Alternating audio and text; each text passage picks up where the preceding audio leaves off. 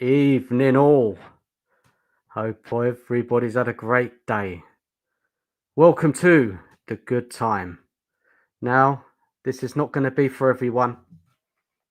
People might not know, but I'm a bit of a horror fan. So tonight, this is just a bit of fun. Nothing serious. Don't get offended. If it's not for you, jump off, smash the like button. It's all good. So tonight, we're going to be talking about some horrific Tottenham Hotspur performances this season. And also, we're going to talk about some horror films because I'm a massive horror fan. Look, the missus is out some reggae festival. I've had a good evening. I've done myself a barbecue, had a few drinks, bit of music, and I just thought I'll come onto YouTube and have a bit of fun. Big up everybody watching. Big up to everyone in the chat. I know it's a bit strange. As I said, if it's not for you, jump off. It's not a problem. I understand. This is not the Danalist that you normally see on Beyond the Lane. I'm just having a bit of fun tonight. And I hope you have a good time too. It's a bit crazy. But let's get into it. I bet you guys have just finished watching the Champions League final. PSG smashing them 5-0 into Milan. Guys, give us your thoughts on that game tonight, eh? What a win for PSG, and they're finally the Champions League winners. And that's who we face in the Super Cup. Let's see who's in the chat and say hello and see who wants to stick around for this crazy show tonight. Big up, Rich. Evening to you. Hope you're all good. Eugene, big up to you as well. Hope you're good. So we're going to start off with the first horrific performance of Tottenham Hotspur season. It's got to be that Brighton match, eh, guys? That Brighton performance, eh? That was horrific. Absolutely horrific. I mean, the first half was some of the best football we've seen. The season we just had. We're all over Brighton, 2-0 up, playing some super stuff. But that second half came along, and Brighton, they made some changes. Oh dear, Richard made me laugh. I'll go and grab my hockey stick, ice hockey mask. Are you a horror fan? Anybody's a horror fan? Just make a comment in the chat. So yeah, look, that Brighton performance. I mean, we're all so frustrated with it, weren't we? I mean, Ange, the Brighton manager, made some changes, took the game to us, and Ange just sat there and he didn't make any changes. It was crazy, guys, absolutely crazy. So frustrating. They got back in the game, and you were like, Ange, make the change. But he didn't. And he just stood there on the sidelines and did nothing. And then I think he made some kind of strange comment after the game that he didn't make a change because we didn't deserve it. Very, very strange. Very strange. But look, very frustrating performance. I mean, the start of the season had been very inconsistent. We had drawn to Leicester. We'd beaten Everton, lost to Newcastle, although we played well at Newcastle, I thought. Then we played at home against Arsenal, and Arsenal just sat back and nicked it with a set piece. Brentford comes next, which was okay, 3-1. I mean, we got quite a late goal in there, and I felt that Brentford were in the game, but it's a good result, 3-1. And then we had a very good performance against Manchester United, 3-0. Obviously, Man United got a man sent off. Let's say evening to just a harmless potato. Good evening, Dan and the boys. 5-0, highest goal difference ever in the Champions League final. Utter humiliation for Inter. Does that people put you off Inzaghi? I still think he's a good manager. Obviously, there's been some links in the last couple of days to Tottenham. Well, how do you feel about that manager, Inzaghi? Would you still have him at Spurs? Stew boy, can't wait to play PSG in the final.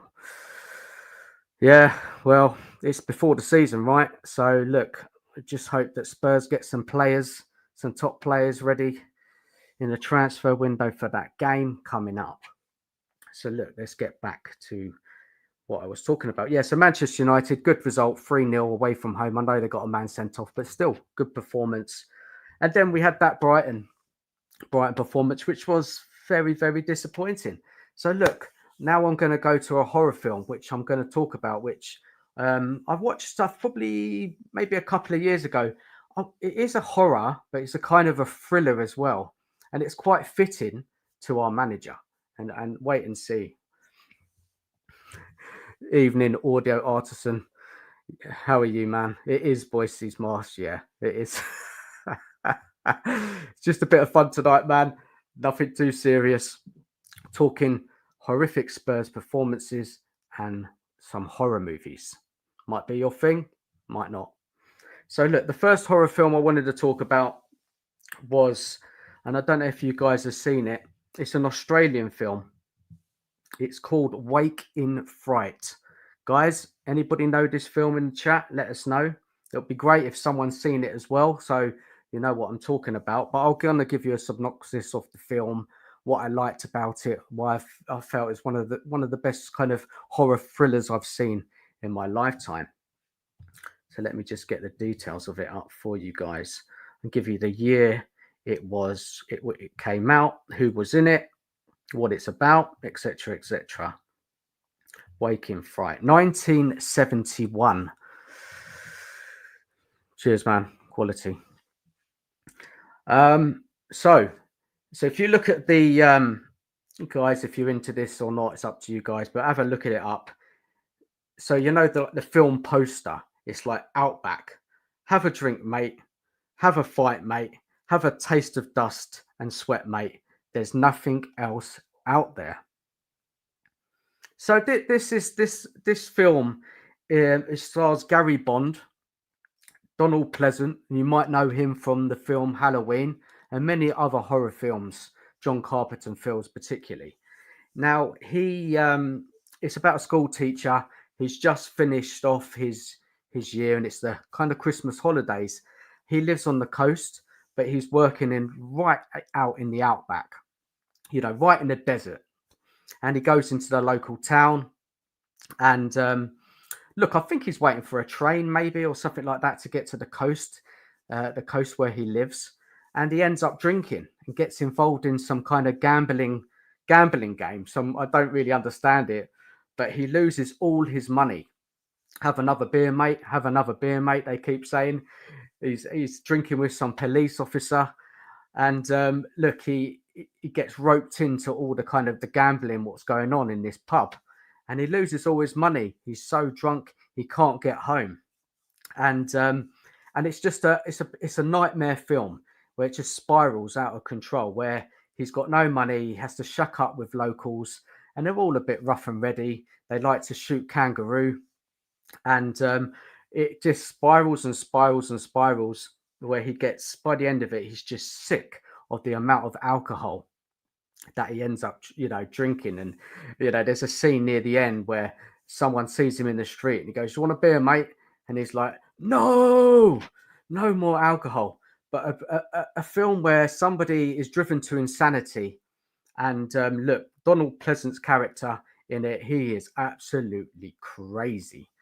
But a really good film. I highly recommend it. You probably get it online. You might be able to even get it off YouTube, but yeah, a really enjoyable film if you like that sort of thing. So let's move on to the next horrific Spurs performance, or maybe it's a bit harsh, poor Spurs performance. Let's move on to the next one, guys. So it kind of followed. No, it didn't actually. So we played West Ham at home and we beat them 4-1. West Ham were really struggling at the time, but a good result. And then we went away to Crystal Palace. And this performance, guys, I don't quite understand it really. Palace at that stage, I don't think had won a game. They hadn't had the best start of the season, and they really just kind of completely like bullied us in that match, guys. I don't know if you guys remember, but I'll bring up the lineups for you guys. So, and it was quite a strong lineup we had that day. Yes, you know, we all have off performances in the season, but I think it was maybe because of how we started the season, where it was a bit inconsistent, win one week, lose the next. You know, some very frustrating performances, and obviously we had the Brighton loss, which was really disappointed in a game which we should have taken a 3 points and completely threw it away. So then obviously the Palace game come along and it was a really inapt performance, guys. I don't know if you can remember it, but I'll tell you the lineup. Let me just get it up on my screen on the side here. Palace versus Tottenham. They've done a double over us this season. Let's have a little look. Palace, Tottenham. It was a strong lineup, I can remember. Palace 1, Spurs 0. Let's have a look. Let's have a look. Mateta's goal in the first half. So yeah, the lineup that day, guys, it was we had our best back line. Basuma, Kulusevski, Maddison in the midfield with Johnson, Solanke, and Mikey Moore up front. He did make a couple of changes. He took off Maddison, Basuma, Kulusevski, brought on Werner. But yeah, really, really disappointing match, guys, if you can remember that. Really frustrating that we didn't turn up against a Palace side who had been struggling for that season and hadn't started well. Obviously, they lost some key players in the summer and they just really couldn't get going. So yeah, I mean the stats of the game will show you that we dominated the match, but I felt that Glasner got his tactics spot on that day and really got a good result. Let's bring up some comments in the chat. Let's keep everybody engaged here. Just a harmless potato. Fair to say Inzaghi overachieved with his interside. He got them past Bayern, and Bayern on paper they should have gone out in the quarters. Interesting. Yeah, it was to touch and go, wasn't it? Especially in the last game against Barcelona. Look, they've got, looking at Inter Milan's side, they've got some old dogs in there, haven't they? They've been around in that team for years. And maybe Inzaghi's just getting the most of them. Obviously, they lost out in the Italian league. They came second. Inzaghi would have been disappointed because he would have wanted to take a trophy for the season. And now there's links that he's going abroad somewhere. Where is it now? Is it I don't know, Abu Dhabi or somewhere, something like that. I'm sorry if I said that wrong, but yeah, he's been linked to a move abroad. Big up, Robbie. Big up, Dan. My dog is called Boise. Ah, that's funny, man. That's crazy. Only Fools and Horses, guys. Are you a fan of it? Crazy. It's just always a sort of show, isn't it, where you can have one in the background. It's always a good time. It's always a good time. Big up, Andrew. Yeah, you found this funny. I'm happy about that. I mean, I don't know what the reaction of people tonight with me coming on with a mask, talking horror, talking horrific Spurs performances, but I don't care. I'm just coming on YouTube, have a bit of fun. It's Saturday night, the season's over, and yeah, why not? Big bad Rom, evening to you. Huh? Yeah, you don't get it. You don't get it, man. It's fine. It's fine. Just talking about Spurs' horrific performances this season. And also, because I'm a big horror fan, I'm then talking about a horror film because I like watching horror films. And so I'm going to kind of like talk about a horror film. You might not be into it or not. I don't know. But, each to their own. So, now we're talking about the Palace game, which was really disappointed. Now let's go and talk about a horror film. So let me get the list up. Which one shall I talk about next, guys? I haven't seen any horror films horror fans in the room. Evening to Scott M. Easy to get your tactics spot on against Ange. PSG will destroy us in the Euro Super Cup. Yeah, probably will. Probably will.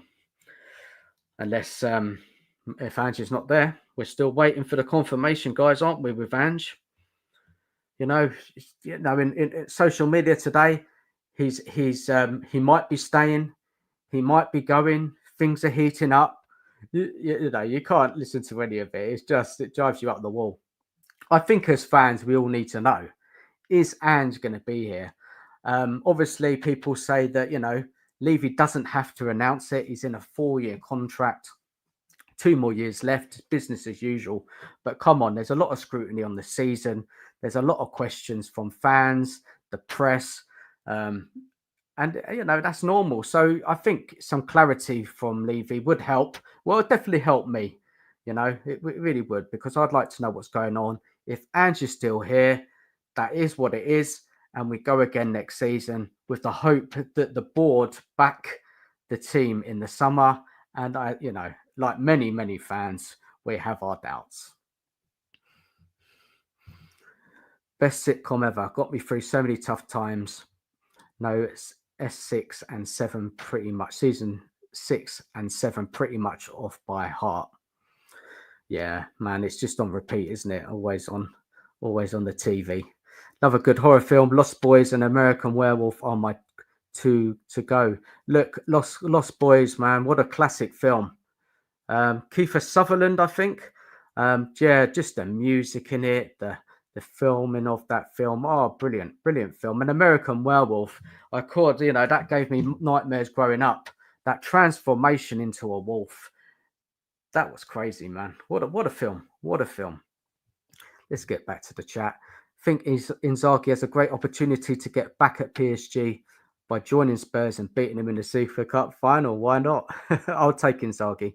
I like him. I think he's a good manager. I think that's what a couple of Champions League finals, isn't it? Since he's been there, he's definitely got something about him. And he's always performing at the top of the Italian league. And I would take him. But would Spurs go out and get him? I don't know. We need to know what's going on with Ange. I like an old school vampire and zombie movie, but modern horror. Hollywood horror is mostly trash. Yeah, there's not many good horror films these days. There's the odd one comes out. I watch a lot of YouTube channels that talk about horror releases, and look, a lot of them, what they recommend are rubbish, but there are the odd one or two which are kind of, it's not in the mainstream, which is worth a watch. Maybe one will come out tonight when I get through these games and horror movies. Look, let's get back onto it. So let's do another horror film as we've just finished talking about Palace. Here we go. Let's have a look. Just get my list up. Where are we now? Which one do I want to talk about next? Caliber. Yes. It's on Netflix, guys. Has anybody seen a film called Caliber? It's I think it's filmed in Scotland. It's a British film. 2 young guys out somewhere remote in Scotland. They go on a kind of shooting trip, shooting deer or whatever. And something horribly goes wrong. Let me tell you. Let me get the details of it. I did see it quite a while ago, but I do remember it was very tense. It was a thriller. One of those films where, nightmare scenario, and it could happen. Kind of realistic, out in Scotland in a little town somewhere. Not many, all loads of locals, all close together, sticking together. And so look, the synopsis of the film is: a shocking deed turned their weekend trip into a nightmare. Now their only hope is to swallow their paranoia and act normal. So basically, without giving the story away, they do something bad, and obviously I said about a gun, so you can add it together and work out what it is. And it's just so tense, trying to kind of cover up what's happened. And look, brilliant film.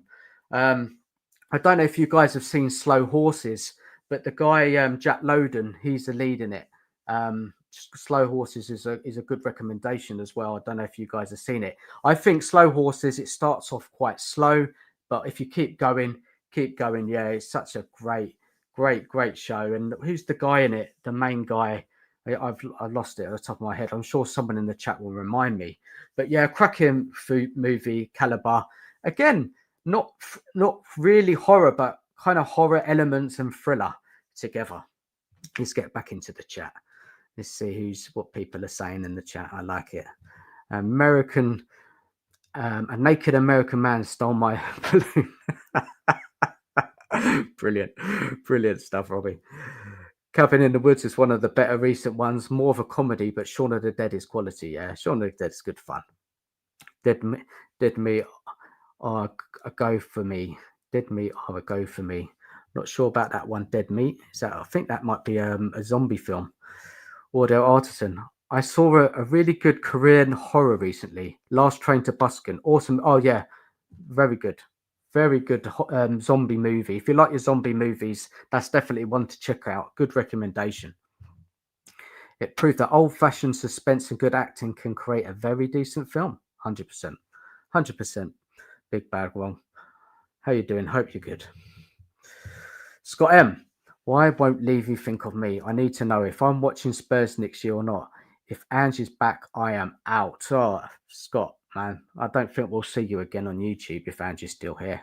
You'll be gone. You'll be booking a holiday somewhere, not thinking about Spurs, getting a new hobby. Maybe you'll start watching another sport. But yeah, look, for some, I mean, the whole Ange thing, everyone's talking about it, and look, it's getting a bit boring. We just want to know what is going on with our football club. If Ange is going to be here or not, we just need to know. Robbie, have you seen The Visit, Dan? Yeah, brilliant. So that's the film, Robbie, if you can remind me, is when the two young kids go and stay with their grandparents, right? And yeah, it's batshit crazy film. Really, it's a couple of really good scares in that film as well. Watched the season 1 of Slow Horses, but as you said, it is very slow. I would say season 3 really got me into it, because it's about the building the characters, the kind of, the relationships between the characters. It gets really good. I think season 3 or 4, can't remember now, gets really good. Some really good acting. It's funny. It's got personality. Yeah, top show, Slow Horses. And I think there's a new season coming out soon. Big up Tottenham Podshow. Train to Busan. Oh yes, very good. That it is good. So look, let's get back to another horrific Tottenham performance. Let's have a look. Let's get my list up of fixtures. I've got it all organised tonight. All right, here we go.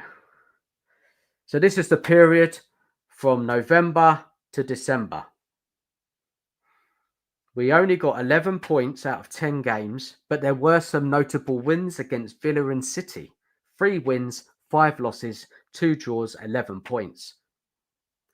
Look, this one's quite easy, really. It was an horrific performance against Ipswich at home. 2-1, Ipswich playing in their pink shirts.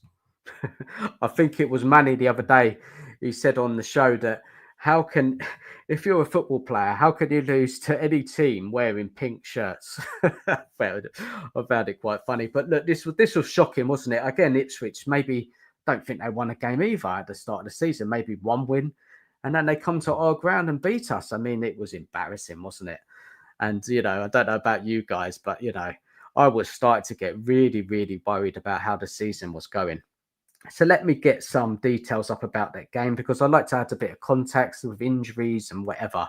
But to be honest, I don't think I'll bother. We should have been beating Ipswich with anybody. What a shocking performance, guys. Shocking performance. I'll get back to you, Robbie, in that one, because you've pulled out a cracker there, I think. Right, so let's go to another horror movie. Let me get the list up. Let me tell you which one I would like to talk about. Let's have a look. Uncut Gems, Adam Sandler. Another one on Netflix. I wouldn't say it's a horror, more of a thriller. But it's definitely worth a mention, guys. I don't know if you guys have seen it. Adam Sandler normally does kind of comedy films, but this film where he's a jeweler, gets in so much debt, issues with the wife. Again, another movie of a character where his life just spirals out of control. A little bit like Waking Fright, the film I was talking about, the first film I brought up. So intense, the filming, the camera work, the music. It's just such a fast-paced movie. And again, it's quite sad, I think, in the end. I don't want to ruin it for you guys, but definitely worth a movie checking out. Guys, if you've seen it, Uncut Gems starring Adam Sandler. And the director, I think it's Benici Brothers. Not 100% sure, but something's ringing my bell. Or Safari or something, I don't know. But I think it begins with B anyway. And they did another film as well, which I saw called, let me see if I can find it. Another film which I felt was really good. If I got it on my list. Can't seem to find. Good Time. That's it. Another good film on Netflix about a guy. I think he's a druggie or he's a criminal who robs somewhere and it all goes wrong and he's on the run. Very tense film. Really, really good film as well called Good Time. But look, let's talk about a horror film. Let's have a look. Let's have a look at my list of a good horror film which I'd like to talk about. Okay, so I've got a lot of, when I look at my list of horrors, a lot of them are thrillers, you know, guys. A lot of them are thrillers, kind of, and horrors together. There's a film called I See You. Anybody in the chat, do you know this film? I See You. Let me give you some more details of this movie. Let's have a look. Let's bring it up. There's a particular word to this movie, which you might not have heard before. It's called, I think it's frogging. Anybody in the chat? Do you know what that word is? It's frogging. I probably said it wrong. I'll get the spelling out to you in a minute. I See You. Let's have a look. Let's get it up. This one stars Helen Hunt. This one stars not really anybody else that you kind of know, but she's kind of the main actress of this movie. It's down as a psychological horror. So it's a policeman and his doctor's wife have some marriage problems, and the son blames the mother for his job. The policeman investigates a case of a missing boy. The possible kidnapping looks like some cases from a few years ago. So look, this film, you know, it starts off as you know, you think it's a horror, you think it's a ghost story, and there's a scene in it very early on which you think, okay, you know, this is going to be the typical horror, but it's not. It changes up. And this kind of theory of frogging, again, I might have pronounced it wrong, but again, I don't want to ruin it. So look, go and check it out. It's quite tense. It's a bit different. A good film, worth a watch, definitely. I think that's on Amazon Prime, guys. So if you want to check that out, if you've got Amazon Prime, let's go back to the chat. I love it when people bring up the horror films. Let's have a look. So when I'm not watching Spurs, I like to watch a horror or a thriller or any good movie, really. But mainly kind of that kind of genre. Let's have a look.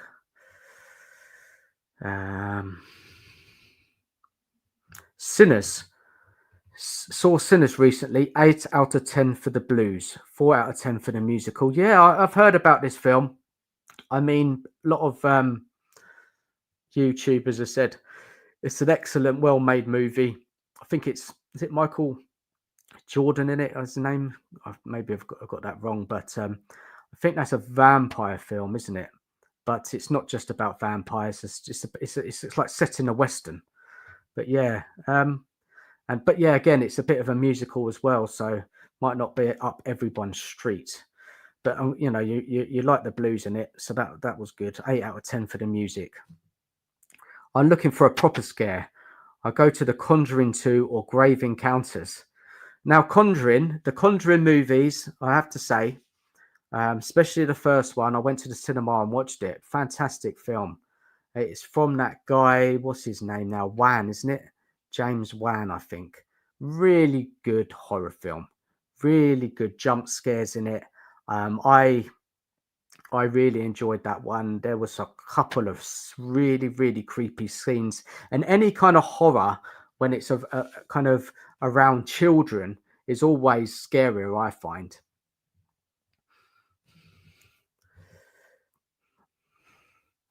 I heard it wasn't great. I think I'll wait until you can stream it. Yeah, it'll be out soon on streaming. What a mask! You need to get a Marlene one as well. I know. I should have come out with a statement. I should have come out with his Marlene. Ready or Not is good fun as well. And Samantha Weaving, yeah, she's a bit of a babe, isn't she? I'm sure she's from the old Home and Away. Could be wrong, but I think so. Yeah, Scott, you're right. I think you're right there.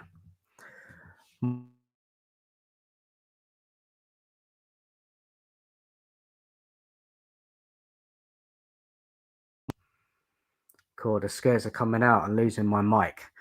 My wife wants to watch Heretic. Not sure if it's a horror or not, but I heard it has scary elements. So this film, I haven't seen it, but it stars the British actor. Oh, guys, Hugh Grant. Yeah, it's supposed to be okay. It's a bit of a religious theme. A couple of girls come knocking one night at a door, and Hugh Grant opens it up. I think they stay, and it just all gets out of control. But yeah, I've heard good, bit mixed reviews, but I think on the whole, it's supposed to be quite a good film, a bit different, if you like Hugh Grant as a kind of a bad character. Lily White Lane. Robbie, I like a horror film, but for me, it's always been about the classic crime and mob films. Departed, Goodfellas, Heat, Godfather. Yeah, of course, man. I love those type of films as well. Yeah, brilliant films. I mean, The Sopranos, man, one of the all-time best TV shows. It's got to be up there. It's definitely in my top three. Fantastic. It's always something you can go and watch, and brilliant. Yeah, it's just so sad it ended. God bless to the main actor.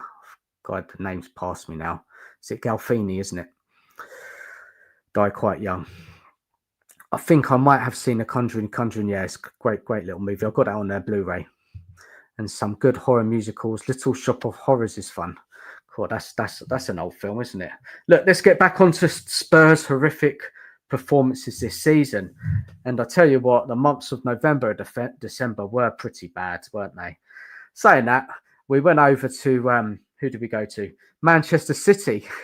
Everyone thought we would get smashed, but then we say, we got a great record against City. We've always got a chance, but no one would have thought we would have scored 4 goals against them. But look, let's not talk about that. This is about the horror tonight. Disappointing result against Fulham, 1-1 at home. I felt Fulham were the better team. Then we went to Bournemouth, a Bournemouth side in form, challenge at the top of the table. We were so poor that game, weren't we, guys? We were so poor. Windy, cold, wet night down in the Vitality Stadium. And look, Bournemouth should have come out 2-3 winners up in that match, guys. I think they should have. And again, a very disappointing time. And I just think, when I look at these results, it's a fantastic result against Villa, fantastic result against City. But then again, dropping points at home at Fulham, losing at home to Ipswich. It was just drove you balmy, guys, didn't it? As Spurs fans, so frustrating. And it was very similar to the season we had last year. Let's get some more comments in the chat. Keep it lively. Sopranos is my favourite. Got its comedy elements in as well. Look, his nephew, man, what a character as well. And look, crazy what he had to do, wasn't it, to sort that issue out. Everything with Paulie is quality. Yeah. Do you remember the time when they were chasing that Russian in the woods? What an episode that was. But so many fantastic episodes in that show. Brilliant stuff. Top notch TV, Sopranos. Yeah, all day long, that one. Audio Artisan, did you ever see Dog Soldiers? Brilliant, low budget horror film. Yeah, really good film. Really good film that was. I rate that film, Dog Soldiers. I have to go and give it a rewatch. Norm65, evening to you. The Black Phone. Look, I started that one, but I just didn't finish it. I don't know what it was, but very creepy mask, wasn't it? And the actor in that is oh man, what's his name now? Very, very popular actor. It's past me now. I think he was in that film Sinister. Could be wrong. Could be wrong though. Okay, so horrific performance against Bournemouth. Very disappointed. Now let's go and have a look at the horror list. What movie I'd like to talk about. Anybody joining us, guys? This is just a bit of a crazy stream, bit of fun. Don't take it too seriously. It's all fun and games tonight. You know, the missus is out. She's gone to a reggae festival where UB40 are playing. So, look, I just thought I'll come online, have a bit of fun with, you know, talking YouTube, see who's about. Let's have a look. The next horror film I want to talk about. Anybody seen The Wailing? The Wailing. This is a Korean film. Absolutely crazy horror film. I think it's quite long as well. So let me just get the details off of that one to give you a bit more information. But I remember that film. It's really good. I think it's a Korean horror, The Wailing. Highly recommend it. But, you know, you need a few hours to watch it. It's very long. Don't know if anyone in the chat has seen it. So basically, just a synopsis again. It's soon after a stranger arrives in a little village, a mysterious sickness starts spreading. A policeman drawn into the incident is forced to solve the mystery in order to save his daughter. Yeah, really good film. And there's some crazy bit. Quite far in down the film, there's this, it's so funny as well, but it's just an absolute madness of a film. And it's, I think it's kind of like spirits, demons, ghosts, some kind of, I don't know how to describe it, possession, crazy story. A really good horror film that is. I highly recommend it. The Wailing. 2 hours, 36 minutes. Director, I don't know if you know these guys, directors, Na Hong Jin. But yeah, excellent horror film. And then when I look at the, you know, the poster, it's it says you'll be left breathless, darkly unsettling, masterfully told, relentless, gripping, and thunderous. Strong words for the film. Good fun. Let's go back to the chat. Big up, Rich. Evening to you. Hope you're good. Aussie horror films are different gravy. The Loved Ones. The Loved Ones. Now that rings a bell. I'm going to have to go and look that up because if it's one which you recommend, I'll add it to my list. The Loved Ones. Let's have a look. The Loved Ones. Let's have a look. I think I know what it is. Is it? I think isn't this a film around a dinner table? An invitation, a prom. I heard it's really brutal. Yeah, man. I'll make a note of that. Cheers, Rich. I have seen a few reviews of it. They're all on top. The Wailing rings a bell. That's another one I have seen. Wolf Creek. Ha ha ha. Yes. Now we're talking. Wolf Creek, another Aussie film. Brilliant film. Horrible villain in it. And I just think, you know, if I don't know if anyone's been to Australia. I've been to Australia when I was in my early 20s, and fantastic country to travel. And you know, it just reminded me of my trip to Australia. Although I know nothing like that happened, you know, like in Wolf Creek. You know, we're always in a big group when we're traveling in the outback. Stayed in Alice Springs. It was a little bit edgy there because of the Aborigines. You know, it's a little bit rowdy there back then.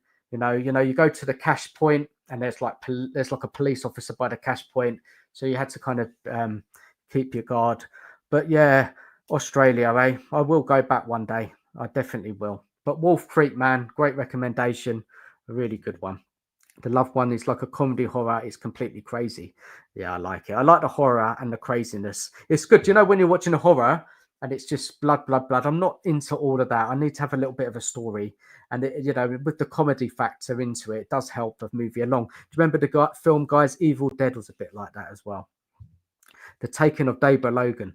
Yeah, that's a good film. I can't remember much of it, though. But I think it's about a woman who maybe has Alzheimer. Quite sad. But again, another possession movie. We've not seen that one. The Ritual, a bit like the first film we spoke about. Now, The Ritual, this is another British film, right, guys? And it's a guy who used to be in comedies. Don't see him much these days. But yeah, The Ritual, yeah, it's a good film. I like it. Going out in the woods, isn't it? Group of lads, think of what on a kind of another shooting trip, and things go wrong. Something to do with kind of like a cult, if I can remember. I love all these guys, all these films. They're coming back to me. Jeepers Creepers. Yeah, I mean, I saw this at the cinema. We all remember that scene where, they're driving along and then that crazy van comes up behind them, nearly takes them off the road. And then they pull over and they see this hole in the ground or this drain. And then, yeah, there's just some crazy stuff going on. Really good film. And now the director of that, Jeepers Creeper, is the daughter of the famous director. Oh, what's his name now? I'm sorry if I can't pronounce this right, but I have to tell you guys because it's quite an interesting take. This one, the director, is the daughter of a really famous director who's done some fantastic films. Jeepers Creepers. Let's look it up. Oh, okay, I got it wrong. I thought it was somebody else. Written by.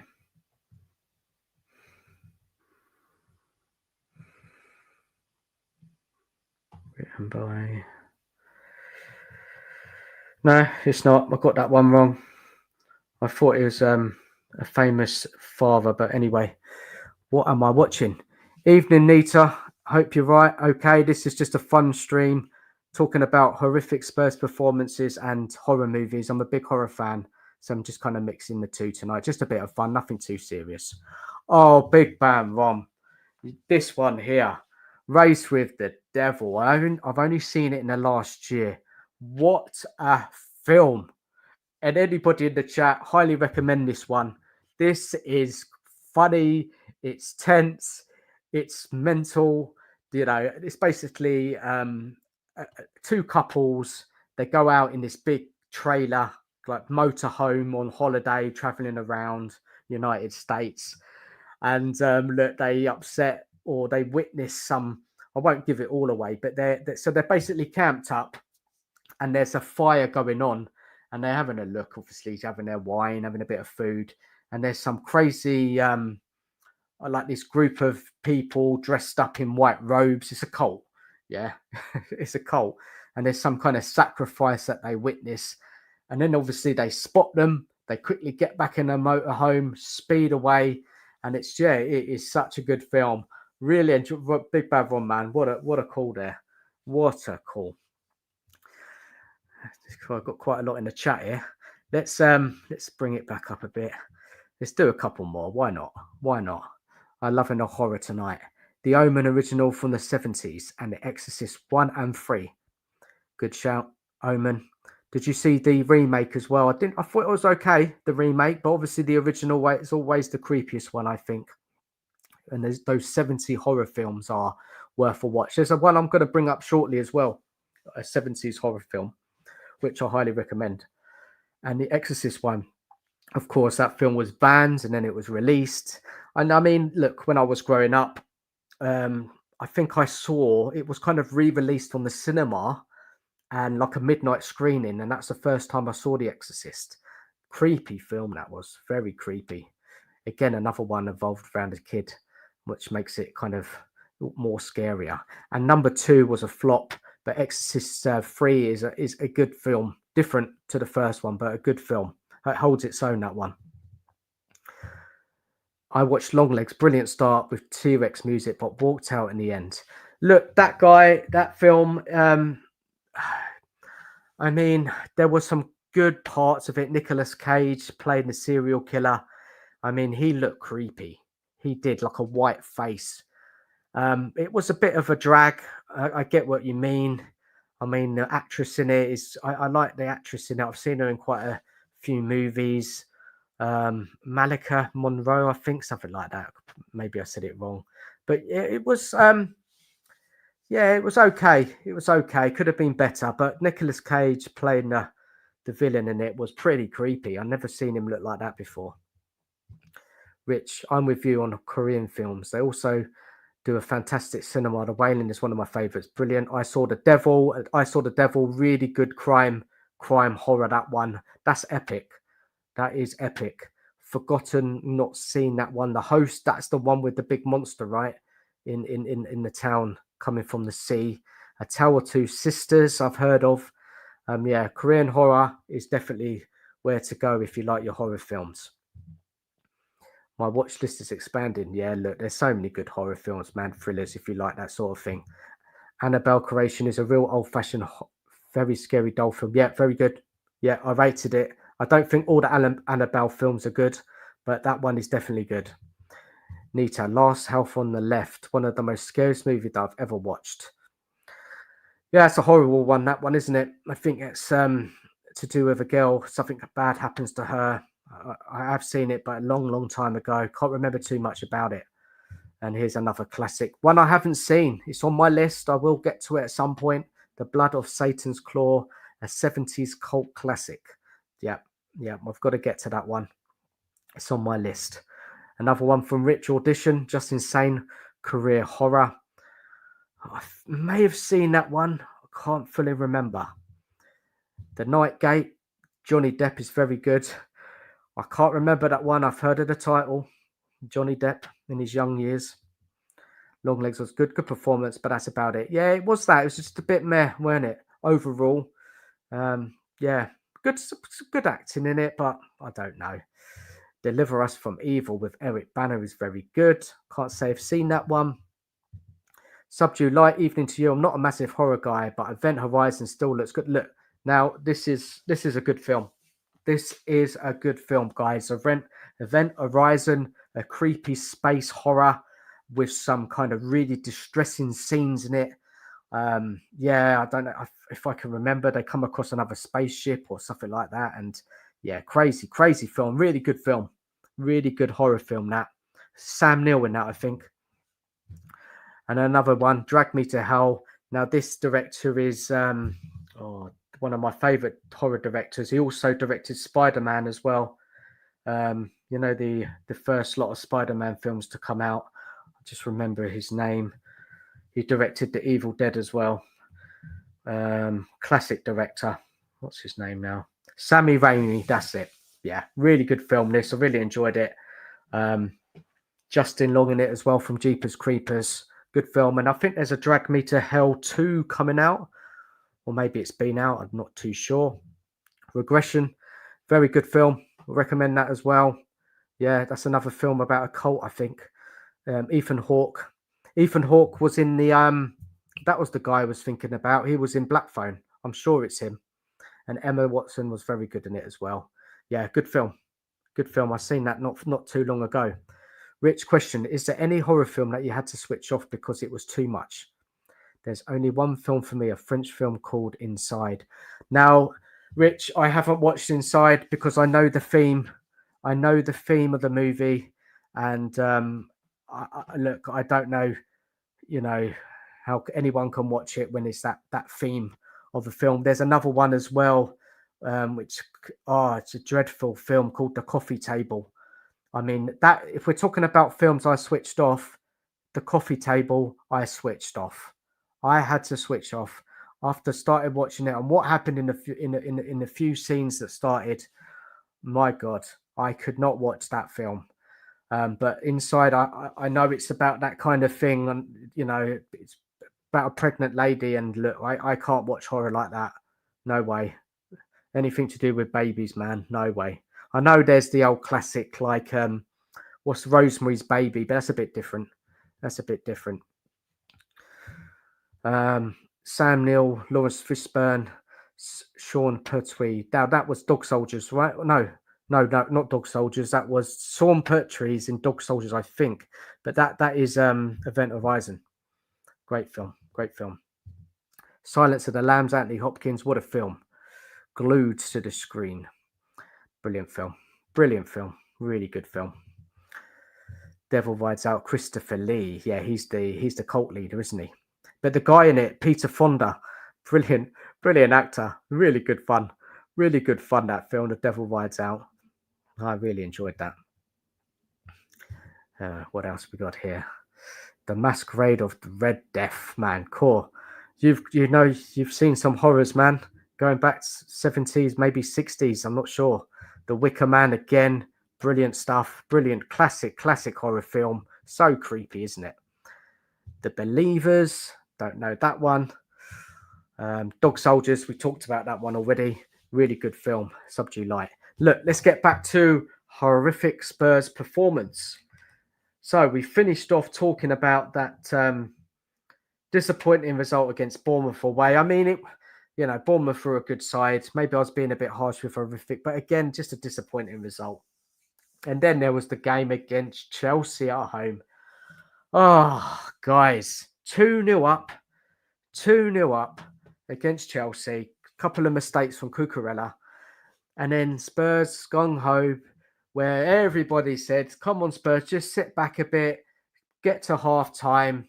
But no. Chelsea, who, they've had a good season, but they just turned us over in that second half. And it was just so predictable, wasn't it? And, obviously being a London derby, we hate losing to Chelsea. And it's just a kick in the teeth. What a kick in the teeth when we're in a game like the Brighton match, when we're in full control, and just to throw it away like that. It's just really disappointing. I mean, what was the lineup that day against Chelsea? I need to look that up because I need to see if it. I know it was kind of the injury times were kicking in there, but let me look at that lineup just so I can remember this game. Here we go. Chelsea. Here we go. Chelsea.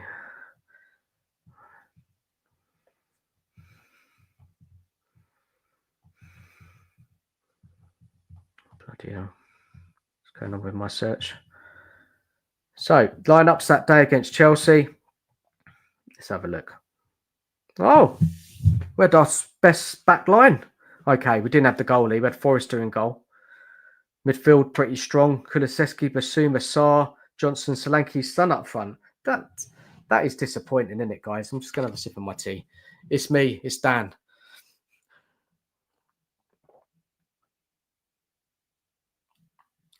Let's just take the mask off. People think I'm crazy wearing this mask tonight. So it's only a little bit of fun, guys. Chelsea were pretty strong in that match.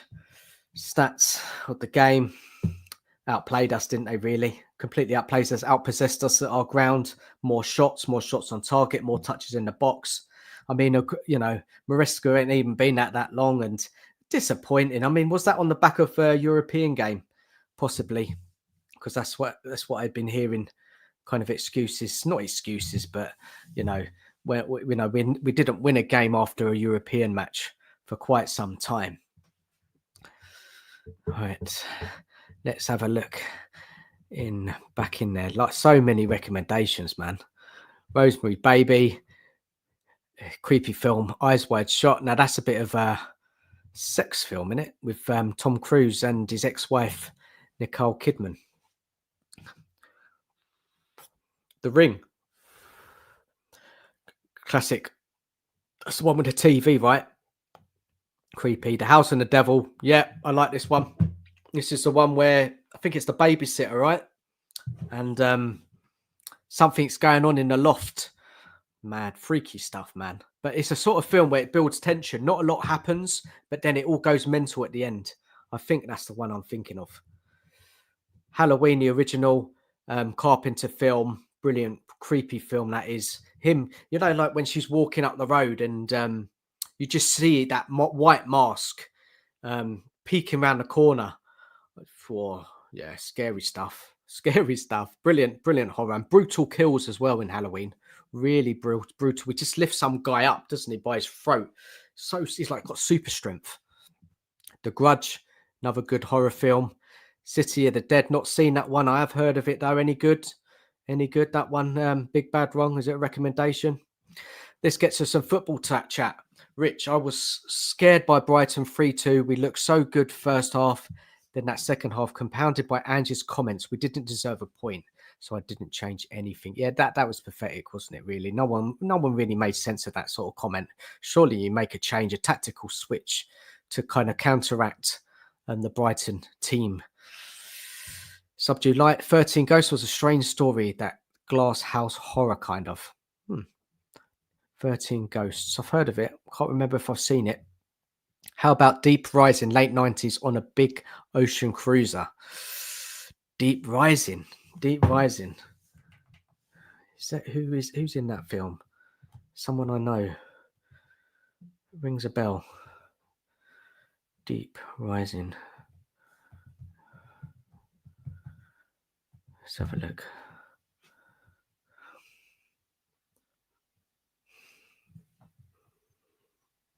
A group of heavily armed hijackers board a luxury ocean liner in the South Pacific Ocean to loot it, only to do battle with a series of large-sized, tentacled, man-eating sea creatures who had already invaded the ship. Crazy stuff. Crazy stuff. Monster horror. Nita, yeah, classic film. The Texas Chainsaw Massacre.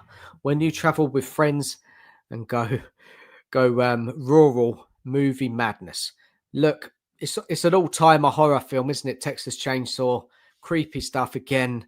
Horror, like this horrible family living out in the desert. Yeah, it's a good film. Just the way it's filmed, some of the scenes of the kind of the murder scenes and the chasing and the famous the chainsaw. And there's been so many kind of remakes of this movie as well. A couple of them have been okay. There was a kind of newer version. I think it was in 2000s, early 2000s, which wasn't bad. A kind of remake of the original, bit more to it. But there was a film I seen. Don't know, guys, if you ever watch any Rob Zombie films, but there's a brilliant Rob Zombie film I saw one day called The House of a Thousand Corpses. Now, this film has got it all. It's batshit crazy. It's again like a group of youngsters traveling out to the desert. Or no, I think it may be Route 66, maybe not, but they come across this I don't know what you want to call it. I think if it's Route 66, I could be wrong, but they've got lots of amusements along the way. And there was like an old horror museum, and they brought some chicken, and then they wanted to look at this murder tree. And next minute, they come across this old house, they get invited in for dinner, and then it just goes absolutely mental. What a film. If you love your horror, that's definitely out there. It's got a bit of it all in that. Really good film, that, if you like the horror. The Witches, 1966, a cult classic. Is that the Witches? You're not talking about I don't think you're talking about the kids book, are you? The Witches. Let's have a look. The Witches. Yeah, no, I ain't seen this one. This one's going back 1967. 5 short stories loosely dealing with the roles of women in society. So there's kind of message to this one. And the movie poster says, "Woman as she is, all things to all men." Might be worth a watch. Didn't get the best of ratings, but would you recommend it, man? Do you recommend it? What do you compare it to? Evening, Nicola. Hope you're well. God help us. We're going to be 15-0 down at half-time against PSG in the Super Cup. Let's not worry about that. Let's enjoy our summer first. I've had enough of the football. I've had enough of it. Look, I'm obviously over the moon with winning that cup. But it has been an exhausting season, hasn't it, guys? It really has. The 80s Witches film scared the crap out of me as a child. It does, doesn't it? That kind of mask, and they pulled off their face and that big nose popped out. Really creepy for kids, I wouldn't recommend it to your little ones, that one, not until they're a bit older. It's really creepy. Then they did a remake. I didn't think it was as good. The Set. Yep, seen this one. I like this one. This is another cult film. Quite a few cult films out tonight. Cult horror. What's the best cult horror film of all time? Is it The Wicker Man? Is it another recommendation? Rosemary's Baby? It's quite a popular type of horror, the cult horror. Have you seen this? Oh, this film, guys. I have to talk to you about this film. It's like a bit of a cult in it as well. It's called what's it called now? If it'll come to me. Who's the director of it now? If it comes back to me, I'll bring it up. But brilliant little film. It's kind of like a crime thriller as well. The Sect. Let's have a look. I'm loving the recommendations, guys.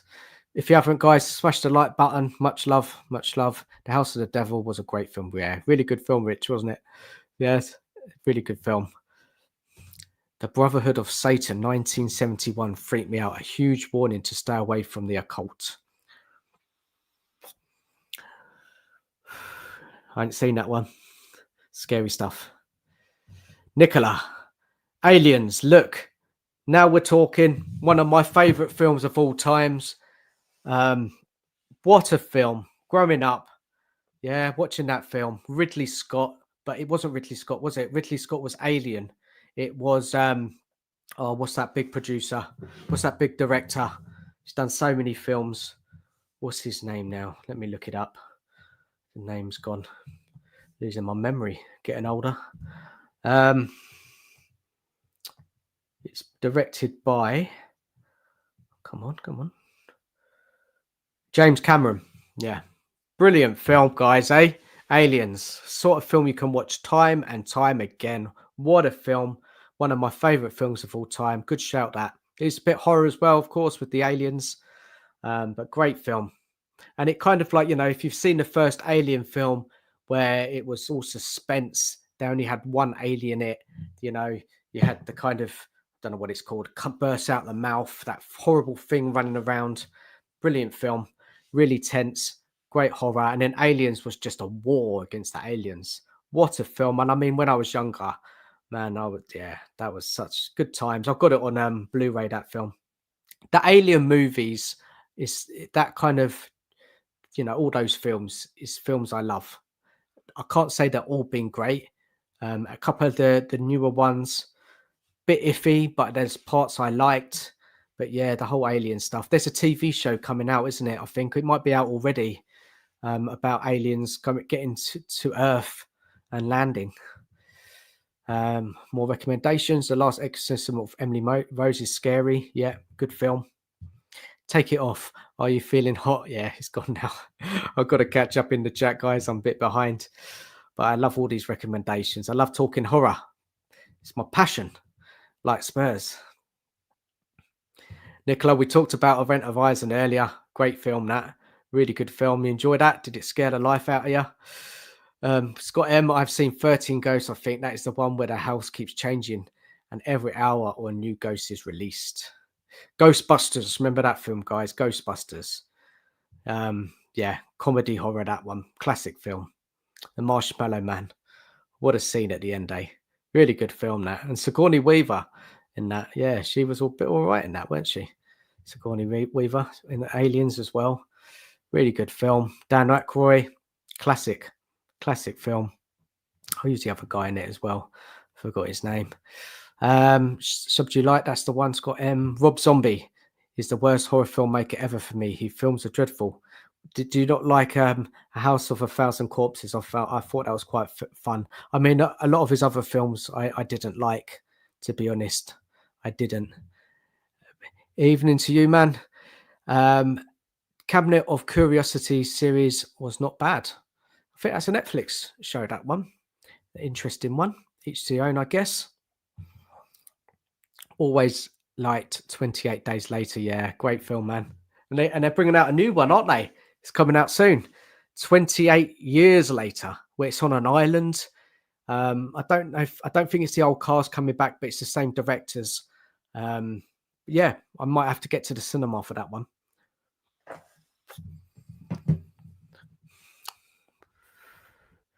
Let's go for a few more and then we'll get back. So what did I do? I've lost track now. I was talking about Spurs. I was talking about horror.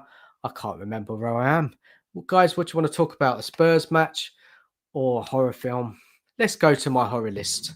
It's more about that tonight. Let's have a look. Anyone remember this film called Society? This one's the 80s, I think. 80s horror, body horror, if you like that sort of stuff. It's not by Cronenberg, um, but a really good little movie. Crazy ending, and it's got a lot of meaning behind it as well. Society, um, you know, the rich and their lifestyles. Um, it came out in 1989. So basically, an ordinary teenage boy discovers his family is part of a gruesome orgy cult for the social elite. What wording? What wording from the producer of the Reanimator, and on the poster it says the rich have always fed off the poor. This time it's for real. Crazy little film.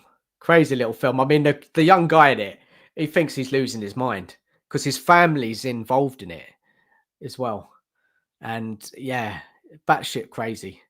Batshit crazy film, but yeah, definitely worth a watch, that one.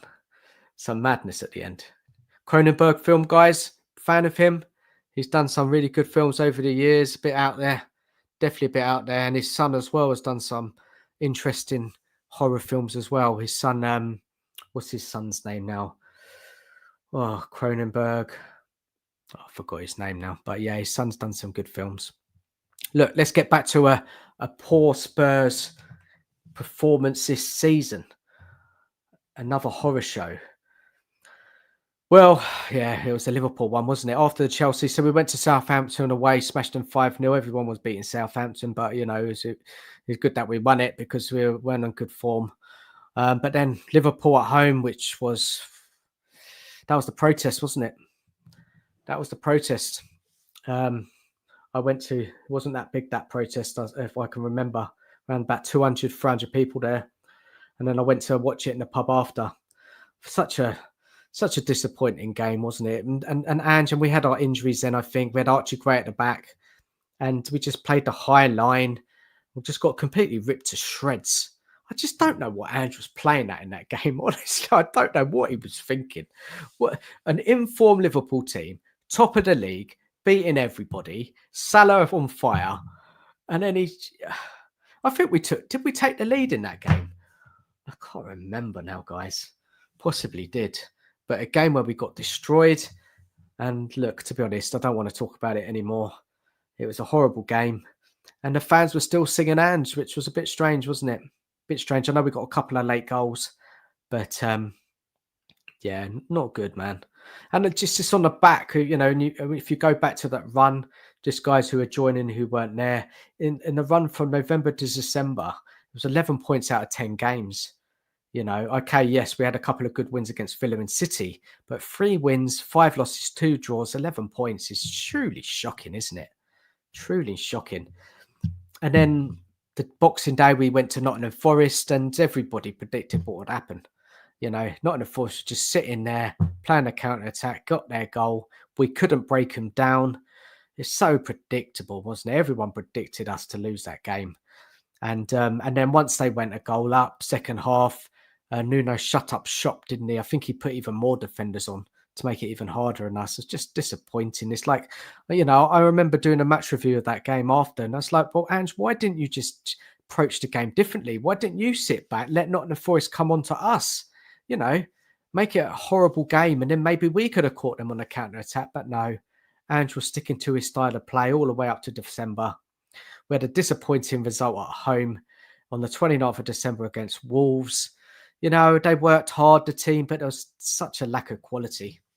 So, yeah, not good results in December, was there? Really poor. I think looking at now, there was one win in December in the Premier League, eh? Disgusting stuff, eh? No wonder we were losing our minds. And a lot of fans were starting to say Ange out, because it's just not good enough. I know we're in the Europa, I know we're in the cup competitions, but still, man, like, we were just getting done by everybody on anyone. Let's get some comments in the chat. Let's see what some people are saying. I'm just kind of rambling on about Tottenham Hotspur. Let's get some comments up. Who's anyone who's just joined us? Subdue like Aliens were great for sure. 100% rewatchable. Brilliant films. Brilliant movie. Devil 2010. This is the lift one, isn't it? I think it's brilliant. It's about a group of people trapped in a lift, with each of them having gotten away with an evil act, and the devil using trickery to get them to confess their sins. Interesting. There was an old horror film back in the day as well, something to do with a lift. I can remember like some hands on the video, on the poster, the film poster. These hands just like cut off. Really creepy back in the day. But Devil, yeah, I think it was a good one. That, if I can remember. Nicola, Wreck, especially the first one. Wasn't a fan of the sequels. Wreck's a good film. Yeah, what I can remember of that one. Pretty creepy, that one. Ha ha, Marshmallow Man. Now bring back some memory, guys, eh? Ghostbusters. The first Silent Hill, based on a game. I think I used to play that game, back on the old PlayStation 1. Creepy game. I don't watch horror movies anymore. They give me sleepless nights. As a young kid, the young ones, I watched with my sisters. We used to slap up one another in disagreement. Proper fights. Good old days, eh? With your siblings. I mean, look, I mean, to be honest, like, it's not many people I know who really watch horror. My family does. None of my mates are really into horror. It's it's not that many people out there.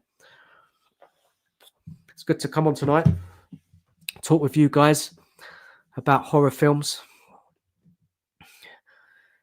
What do you think of the latest Alien that came out? I liked it. It was all right. It was called Romnibus. I mean, there was something in that film which kind of ruined it a little bit. They brought back an old character, but it was like CGI. It was terrible CGI, but there were some really good parts in that film. I quite enjoyed it. I think the female lead on it was pretty good. She put a lot into the role.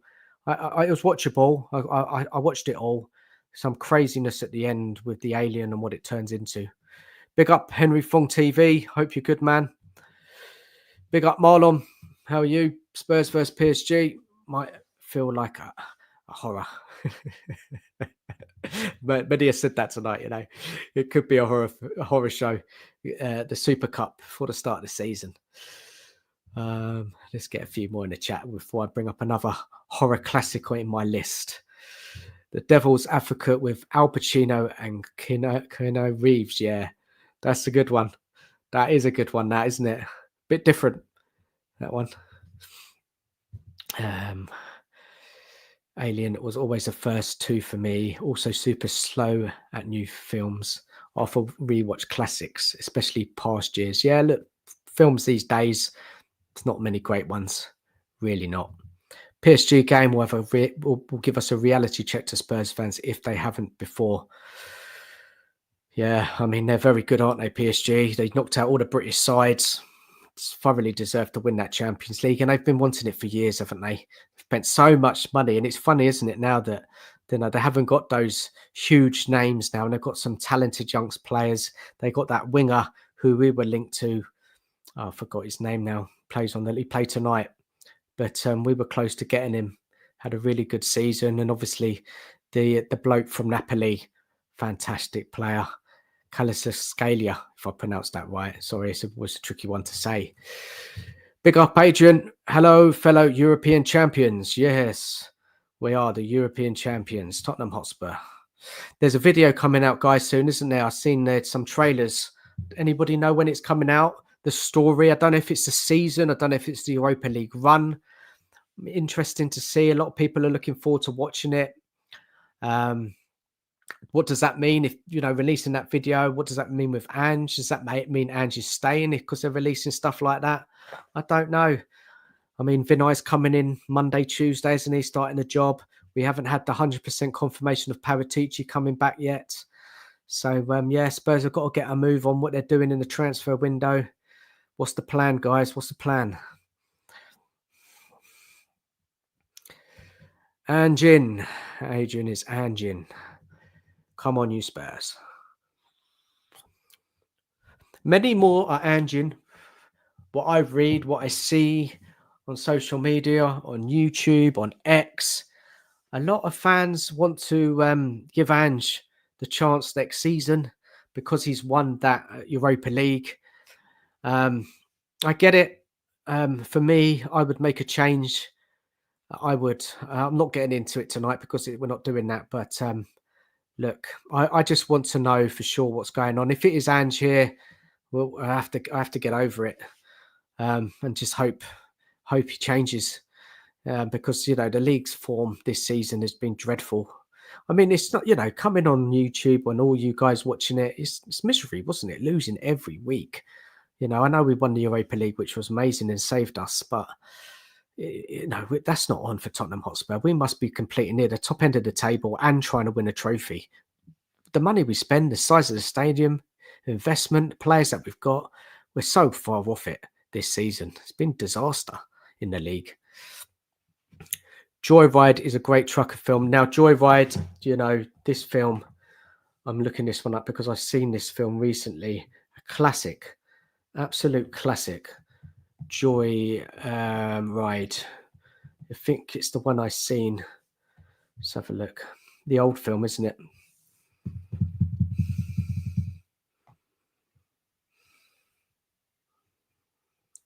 Joyride. There's a trucker film.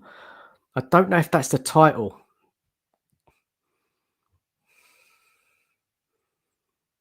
But I think I know the one you're talking about. So I think let's see if I put it on my list.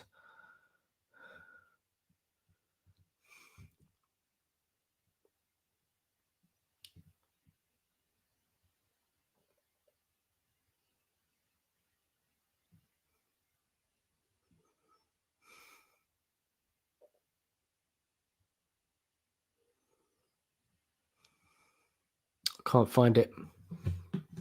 Just double check that. Big Bad Rum. Is that definitely the title? Because there's some Joyride films, but a lot more newer, a lot more, more recently. 80s, early 90s horror films covers were always so crazy. They were brilliant, brilliant stuff. Brilliant, this is awful. Teams hyped up on the Red Bull, saying the first thing that came into their heads. Yeah, look, there was some cringy bits in it. I didn't think it was too bad. I mean, did you like Prometheus? I like Prometheus. I mean, Alien, the Covenant was a bit ropey. But again, I mean, if you love the Alien films, you're going to enjoy them. And then there was the Alien 4, which wasn't the best either. Alien 3 wasn't the best. We're in the Champions League. Big pants and big man's football boots. Can you believe it, man? This team's in the Champions League next season. God, we got a lot of work to do in the transfer window. A hell of a lot of work and tactical work as well. How was Ange going to set up next season? Because he's ditched Ange Ball for this low block. Who said it the other night? Can't remember on the show. Ange Ball. No, it was Ian. It was on Savas show Friday. He says Ange Ball, Ange Wall. Which one is it, guys? How's Ange going to play next season if he's still here? What's the style of play going to be like? Any new coaches coming in, maybe? Obviously, Mason's going to be taking a West Brom job, I've heard. Horror is the best gene. Us Tottenham fans should be used to horror considering the dross we've served up this year. This is the whole thing. The stream tonight is a bit of that. It is a bit of that. It has been a horror show at times, so I thought it'd just to be a bit light-hearted to talk about horror movies as well and just make it a little bit different tonight. I love my horror films, my thrillers. Not so much a horror, but for me, Aliens vs Predator is so underrated. Can't say I rated that.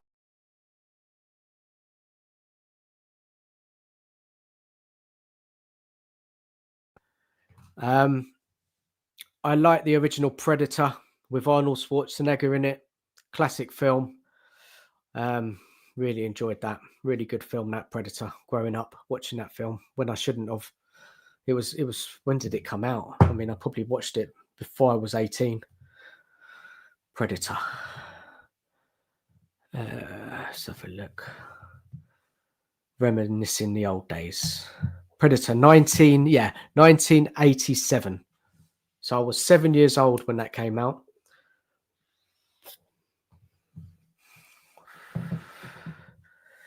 Director, who directed that?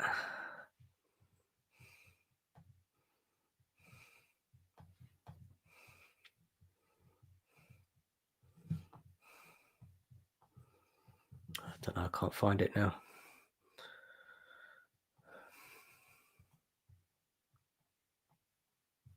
Oh, John McTiernan. What films has he done?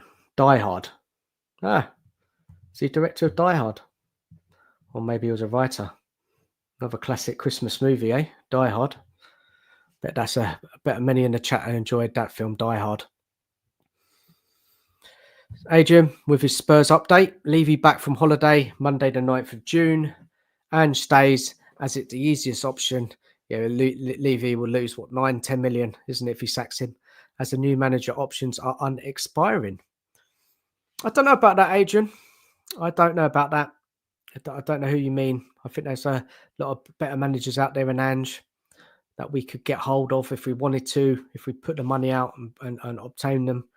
I mean, it just does worry me going into the Champions League with Ange's tactic. It really does. And just generally managing all the games, the cup competitions. We've seen what's happened this season. We've really struggled. I know we've had the injuries. I know, and that, it's always going to be a point. But look, we haven't really progressed, have we, under Ange in the league? Yes, we won the Europa. Fantastic, amazing day, and he got his tactics right. But really, we struggled to attack and defend, and it's something that Ange's got to work on if he is here, which wouldn't be my choice. Hopefully, the new series turns out to be good. Yeah, the new Alien. I'll be checking that out. I think it's on FX. The Void, that's a bit of a crazy one. The Void, isn't it? Some people with this kind of triangles on their head. Bit of a crazy one, that. Rich says, Ange out. Come on, you Spurs. Nicola. Wrong Turn. I like that film. And then they did a remake as well, which I thought was quite good. Good old film, that one. Dan, mate, link me. Want to come on? I'll send you the link. Hey, Adrian, I'll send you the link. I'm not going on for too much longer, but let me just get the link to you, man. Hold on a second. Oh, dear.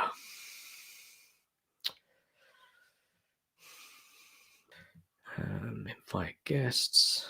StreamYard. So I never keep on top of the chat, man. I'm always so behind. Even when I do the live shows on Tuesdays, man, I need to work out how to manage it better. It's really poor. I'll send it to you now. See you in a minute, mate. Yes, I think the title was changed a few times. Yeah, what is it? Remind me, man, if you can find it, because it was a really good film. The guy in it, the lead of that film, really old classic actor. Yeah, so much charisma.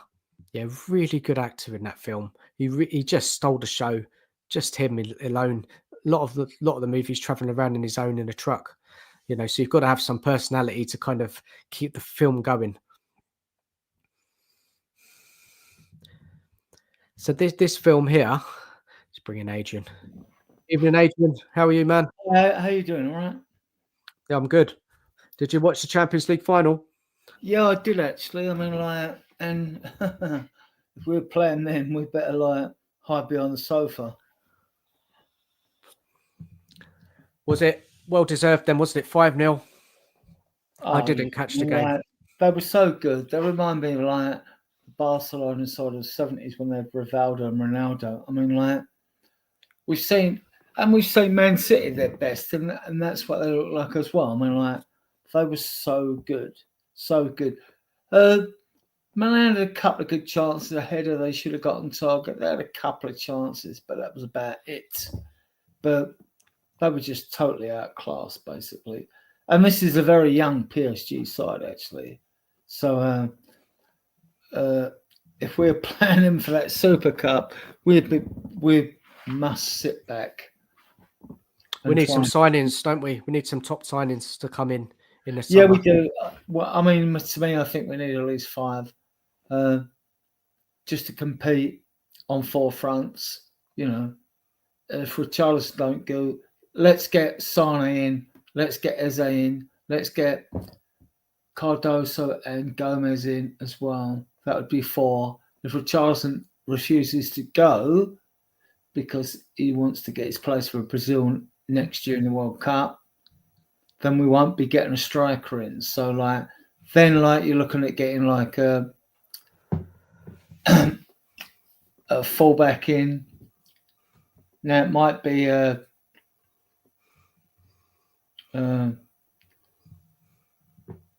fullback at Southampton who was qualified. I forget his name now.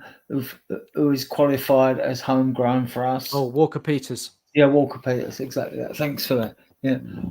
Yeah, but he's not going to cost, right? So, but we definitely get someone like Eze, Sane would do. Then you look at it like Cardoso can do a good job. I know he didn't look good to fans who'd probably see him for the first time the other night. And Angel Gomez as well, wants to come. So I can definitely see Angel Gomez and Cardoso come with Eze. Just striker and left back. But we need five. We need five, right? To go into the new season. So even if... Go on. Sorry, go for it. Finish off. No, even if a couple of them are on loan. I mean, like, look, get free quality in and then go for loan. So, like, if you're going for Eze, you know, I've always wanted Dusan Vlahovic. I've always wanted Fratesi in preference over Cardoso, who I think is a good player and played well against Real Madrid and Barcelona when I see him play, but wasn't impressive second half against Chelsea in that Conference League. So fans might be going, oh, he's crap or whatever. You know what Spurs fans are like, oh, he's rubbish, blah, blah, blah. But I'd still take him. I would still take him. If we couldn't get an Edison, a Paulino, a Douglas Luiz, whatever. There's loads of options out there in that position, you know. Loads of options. They are. Are you a horror fan, Adrian? Not really. Life's scary enough without being frightened to death by horror films. So you can help me with the football talk, because I don't know if you've kind of got the drift tonight. I'm talking about the horrific Spurs performances and horror films together. Just a bit of fun. So, well, Spurs are a horror show, to be honest. So the next one I wanted to talk about. So I got up to end of December, where it was a dreadful run, one win in December, and then January, it didn't get much better, I'm afraid. We didn't win at all in January, but the horrific performance which stood out was the one against Everton away, when David Moyes just came in and actually changed up his formation in that match. If you can remember, he went 3 at the back, didn't he, in that game? Played the wing backs, and it just didn't work, did it? And we got completely done in that game. I think Everton went 3-0 up, didn't they, in the first half, if you can remember? Yeah, it's a horrific game. And then what followed that up was losing at home to Leicester. So, yeah, dreadful January. And I think so many fans then, Adrian, started to really doubt Ange and wanted him out, me included, because it just wasn't good enough, was it? That December, January inconsistencies. The strange thing is like I was thinking like, prior to the Europa Cup League final, oh, he's gone. Even if he wins it, he's gone, right? And then we win the damn competition, right? And then you're thinking like, you start to absorb it and realize how impactful it is, right? We've won like a competition, right? What are the harder competitions? Well, the Premier League is the hardest, it's 38 games. Then there's Champions League, it's now 15 games. Now it's the Europa League, which is 15 games as well. The FA Cup is 6 games. The League Cup is 7 because you've got 2 semi-final legs. And you start trying to evaluate that. And then you're thinking like, hang about, all these players have been given medals. There's about 50 medals given out now. And you think, even Werner got one. Yeah, right, okay, I can scoff at that. But like, Mikey Moore got one. Ajoy gets one. You know, Scarlett gets one. And you think of the confidence and belief it gives them players going to a new season. Some of these kids have got a medal, and yet some mature players will never get a medal in their whole career. So we're going to go into a new season with great confidence and hopefully with like new signings to give us a chance. being realistic, Dan. I mean, we're not fools, right? We're not winning the Premier League. We're No. not winning the Champions League, right? That's two options, right? You either get into a European spot next season in the league, Yeah. and you win one or both of the domestic trophies, right? That would be the same situation for a new manager if he comes in. Yeah. We're not going to better the Europa League because it's like the third highest in our category, right? It's the third highest. So you're coming in. What your priorities are to get to a European spot and win one or two of the domestic trophies, right? That's a tough call if you're going to sack Ange. That's a tough call for a manager to come in. In fairness, I mean, whether you're Ange in or out, doesn't matter. Listen, if you're going to get rid of him, sack him after the Europa League, my opinion is, right? Yeah. And then move on. Now we wait till Levy gets back 9th of January because that's the Monday, 2 weeks holidays, blah, blah. So he comes back on the 9th. Well, then on the 9th, either sack him or stick with him. Wait a year, perhaps, and I don't want to hear none of this like give them 19 games, give them to January. No, that's fudging. We've always fudged. Tottenham Hotspur, we've always fudged things, right? Don't do that. Either sack him, bring someone in, or give him the season. At least if you give him the season, you get Poch after it, after the World Cup. You can get that. Or if Look, Poch not the manager, you know. Adrian, there's so much to sort out, isn't there? And I Yeah, just want yeah, there is. clarity. I need clarity. You know, it's only fair for us fans. I We know all that do. We all I, do. I know Levy doesn't have to Yeah. technically because he's in a 2-year contract, Ange. Yeah. But We there's all so want much clarity. speculation. He needs to kill the speculation as soon as possible. As Well, the fans, we issue need is, to know. yeah, the issue with that, Dan, is that like if you're in a job, you go to work every Monday after the week and you start your job. You don't want the board's dreaded like vote of confidence. They don't have to do nothing because he's got a 2-year contract. The only thing the board need to do or Levy needs to do is to say like, okay, thanks for the win, you're sacked. That's all you need. Not a vote of confidence, so you're not going to get that. But other fans are worried about, well, if it's a new manager and he's going, blah, blah, blah, how's that going to affect our transfer window? What if a new manager comes in and he wants this or that player? You know what I mean? So Oh, I get that as well.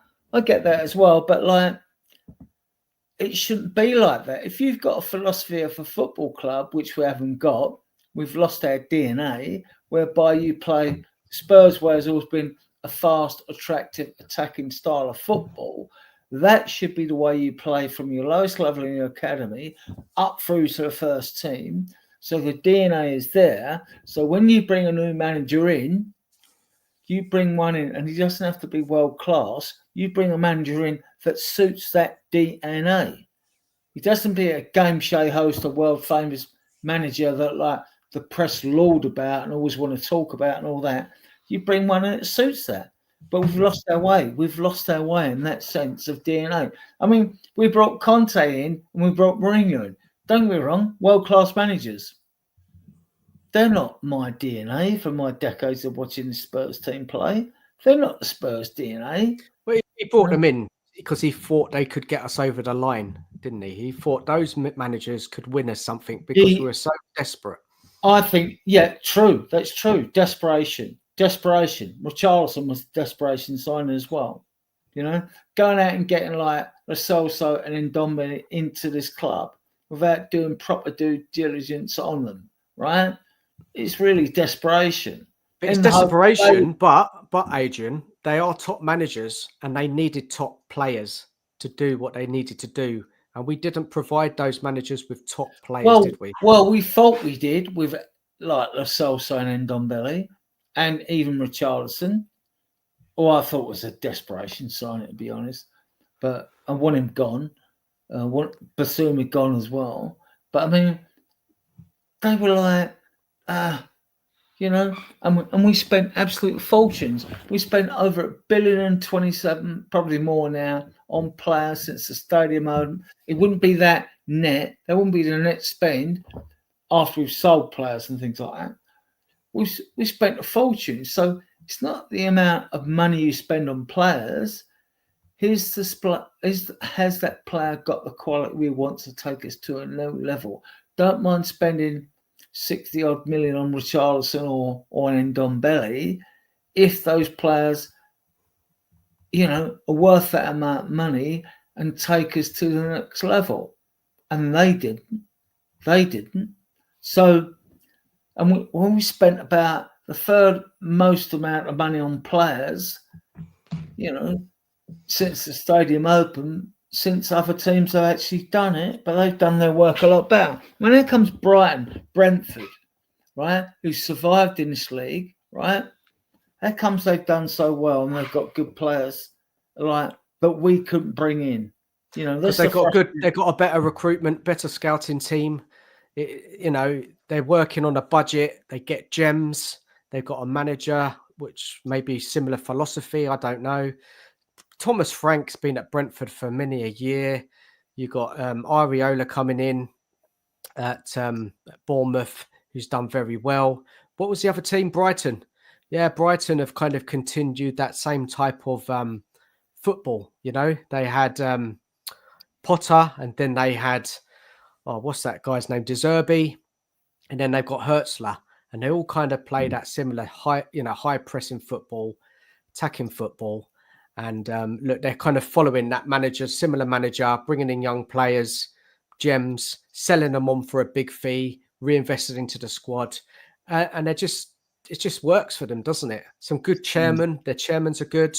They know what they're dealing with, and they know their limitations. They know that a player, say they develop a player who, for example, Casado, he went to Chelsea for what, nearly 100 million. Do you know what I mean?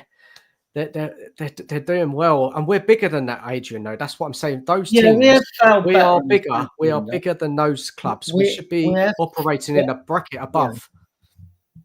We have failed better in the transfer window recently. In the last few windows, we've done better to get Decky and even like Bentancur in, and with younger players in or out on loan like you Doggy and all that. We have done better because. And just also have to go through through a period where we have a big clear out as well. So fair enough. And the squad is better. It's not an awful squad. It's just that we've had so many injuries. We haven't been able to establish any consistency, and cohesion because like so many players have been out injured, right? So fair enough. There's no way we're going to be in this trouble next season. We're going to rock it next season, right? Because we'll have a few more signings in, and no, we will. I wish I had that confidence. Oh, I've got supreme confidence. We're going to smash it next season. We'll get we're in the Champions League. Worst ways, we'll get Europa League, and like I said, we're not going to win the Champions League or win the Premier League.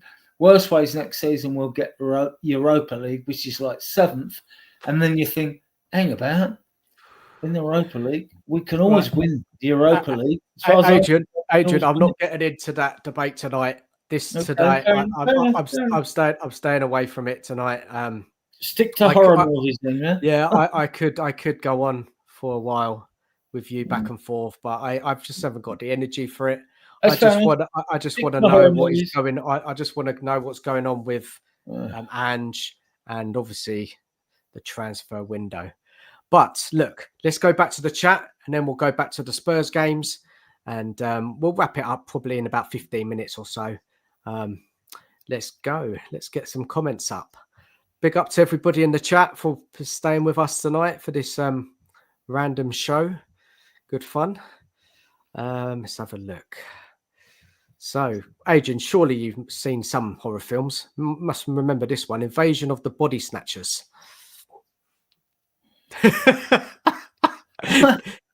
never heard of it. Never heard of it. Okay. I'm sure. What is that about? Exactly.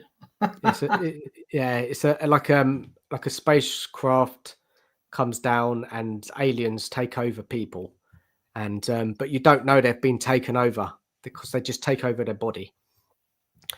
The Shining, Nicola. What a film. What a movie. Guys, Jack Nicholson, one of his best performances of his career. Brilliant film. What a film. I've Really seen like one that. of the Alien movies. Which one? Probably the first one with Sigourney Weaver. What, the one where there's just one alien, yeah?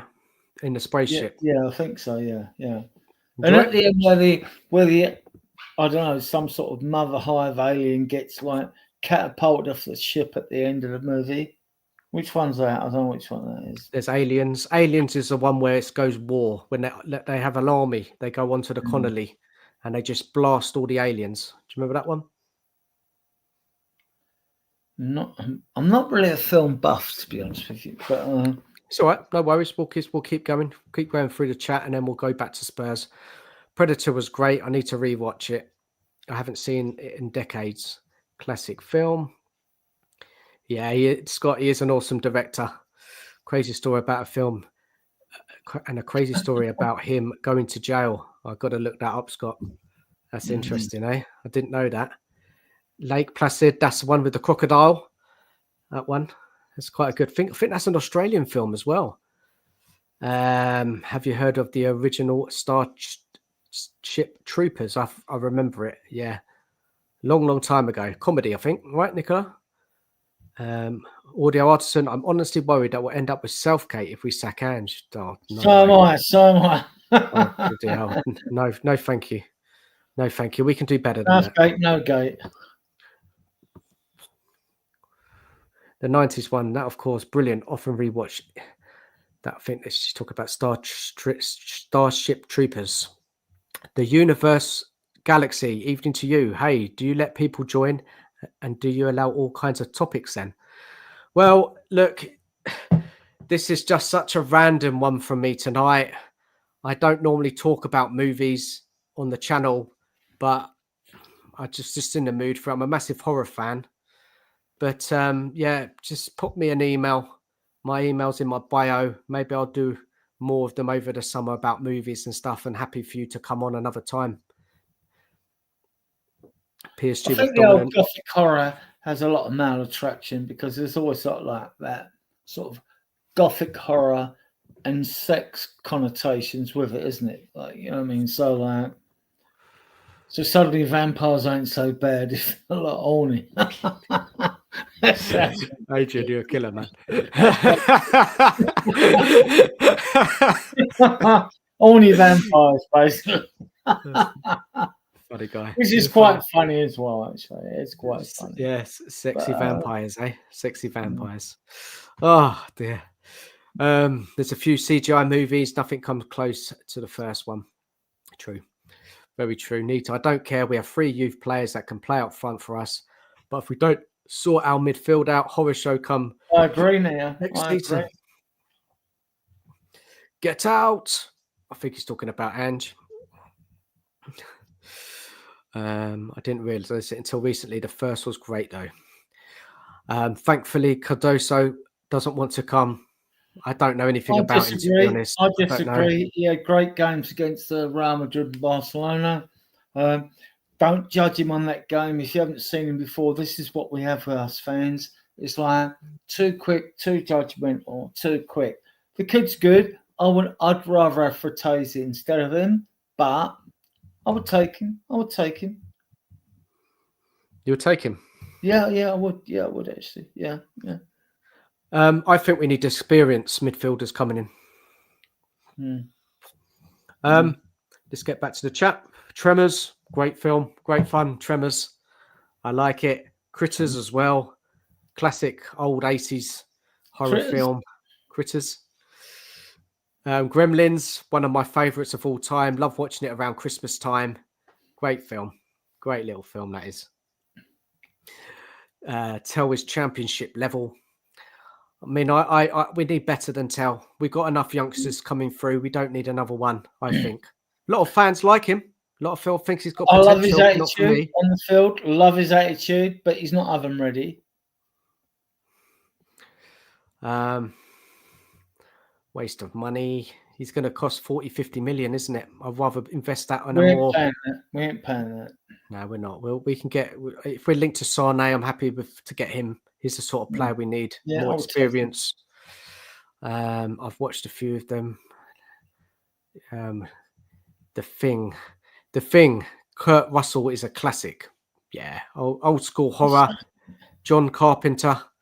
Yeah, another great horror film. Go in many people's lists. The Thing is one of their favorite horror films of all time.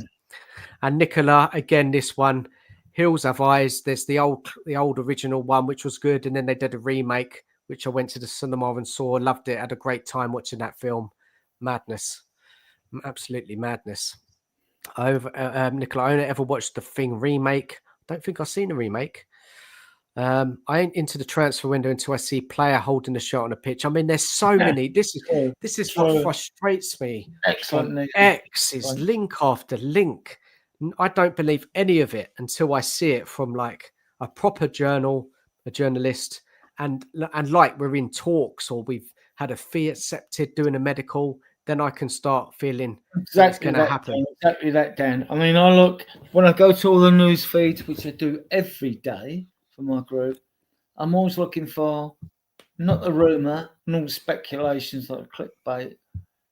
When there is actually something that gains gravitas, like there's been a conversation, the players agreed to terms, the agents are talking, the clubs are talking.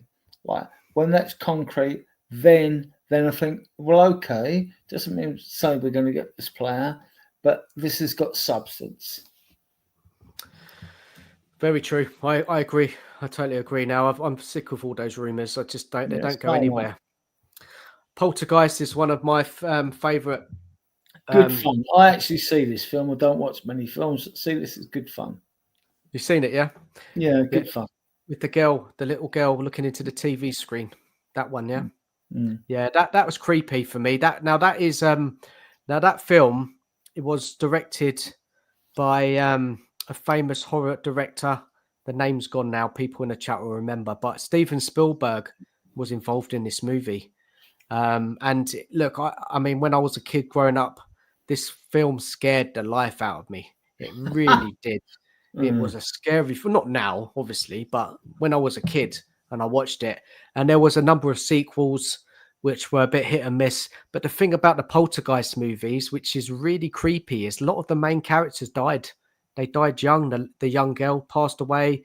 A couple more actors as well passed away. You know, after the filmings of the film, there's a bit of a, I don't know what you want to call it, but there's something a bit eerie about that. Very sad.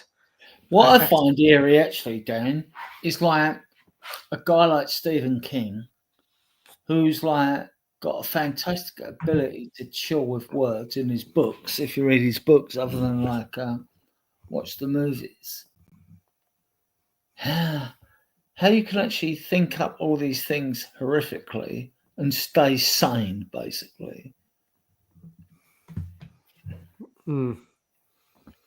Yeah, I get you, man. It's crazy. Do you believe in ghosts? No, I've never known anyone, a ghost, you know, come to life and frighten the living daylights out of a human being. Like, no, I don't believe in ghosts. Good. I believe there might be some sort of magnetic resonance through time that you can actually like see things that might have happened in the past, like when there's a sphere storm or stuff like that. But ghosts, nah. Are there any records of any ghosts ever doing harm to people? Not really. Nah. No, I don't. Yeah, I mean, I don't, but I love all the horror stuff. Adrian, I just need to nip away one sec. Could you pick up the games in? There's a game in March. I mean, January we lost every match. February we won 3 in a row. We went to Brentford and won. We beat Man United and we beat Ipswich away, and then we lost to City. Then, I mean, we drew at home to Bournemouth, and then we went to Fulham and lost. Talk about that game to the chat. I'll be back in a sec, yeah? I'll be back in a sec. Well, talking about that and the last season, I would ask fans to consider, you've obviously all got your own opinions on Ange, whether he's good or total crap. But if you look at last season, there's the first 8 games, 10 games actually. 8 games we win, 2 we draw, which is a record, right? Then we lose VDV, injury. We lose like Madison ankle. We lose Bentancur when he's done by Matty Cash. We lose Romero suspended. We lose Basuma, 3 suspensions, 5 regulars in that side. And that's without even starting with Harry Kane, arguably the world's best striker, right? And then we come through, so we got 26 points, right? Then we carry on. Those players away on international duty when they come back, some of them. And then, like, we finish the season with 66 points, right? 40 more points than we had from them first 10 games, right? With all the adversity we went through. So to me, I'm not kicking Ange in the cojones for that. I think, wow, you did well last season. You did well. Against all that adversity, we had them first 10 games. Then we had the rest of the games. We only lost 12 games last year. And then we got the 40 points and we got 5th. With a win or two, we'd have got 4th or whatever. So I'm not kicking Ange in the nuts for that, right? Now, also, I'm not saying he's been brilliant this season or his decision making. If you've been on Spurs Diehards podcast, you've just seen when we criticised him against Brighton when we lost, other teams when we lost, when he's got it wrong. But we've also praised him rightly when he's got things right. He's not clueless, right? And so I think, like, with Levy, and this last season, we've gone through a perfect storm of everything that could possibly go wrong. And when players have come back from fitness, they also need time to get their mojo back on the field, the sharpness, the speed of thought between the minds. Back in the day, it would be a case of like, 5 or 6 games, players back. Yes, that's different now. The game is so fast now. You have no time to get your mojo back. You're fit, you got in the field, just expect it to be like sharp as a razor with your decision making on the field, right? And it hasn't happened. Now, I'm not defending Ange in his press conferences and all that, because a lot of the things he said, I think are just crap. And I hear it from some other managers. And also with that, I mean, like, to come up with some stuff you say in press conferences, you've got to have a great memory not to contradict yourself from what you said in previous press conferences, right? And then I think he's a good manager. I don't think he's out of his depth. I'd like to see him give him a clear run. I'm in. If Levy gives him this season, don't come back 9th of January. Look, if he sacks him and he goes, fair enough, wish you well, great, thank you for your service. You've won us a trophy. Thank you very much. No one's done that in 41 years in the European Trophy. Thank you, right? If he goes, he goes. I don't mind him staying, because I don't think the selection of managers out there is exactly great for us to take on board, right? I don't believe that. But that doesn't mean say I'm right. I'm not saying I'm right. So I would like to see him start the new season. And if you're going to give him it, give him the season. Not like, 10 games. None of that crap, right? Because that's fudging. And we've always fudged at Tottenham Hotspur. We've fudged everything, right? So, like, you either give him the season or you don't. At least if you give him the season, you can get Poch at the end of the season, right? And you might have a better choice of managers other than Poch at the end of the season, right? So my take on it is like, I've never known a manager have such a horrendous injury list, and in his first season, let alone this season. So to lose 5 key players in his first season and still get 5th, right? I think that's been ignored over because we've had such a shit second season in the league, right? And it has been crap. There's no excuse for it unless you want to look to all the variables of why it was so crap, right? So, yeah, and then you get the argument, oh, he's rep players, he's forsaken the league, he's rep players in Cotton Wall, blah blah blah. Well, fine, I get that from those that don't Spurs fans that don't like Ange. I get all that, but don't conflate that with the fact that like he's then wrapped them up in Cotton Wall, because at that time we all wanted him to wrap them players up in Cotton Wall to win this competition, and we've won it, right? So like let's not, I find that a bit disingenuous personally.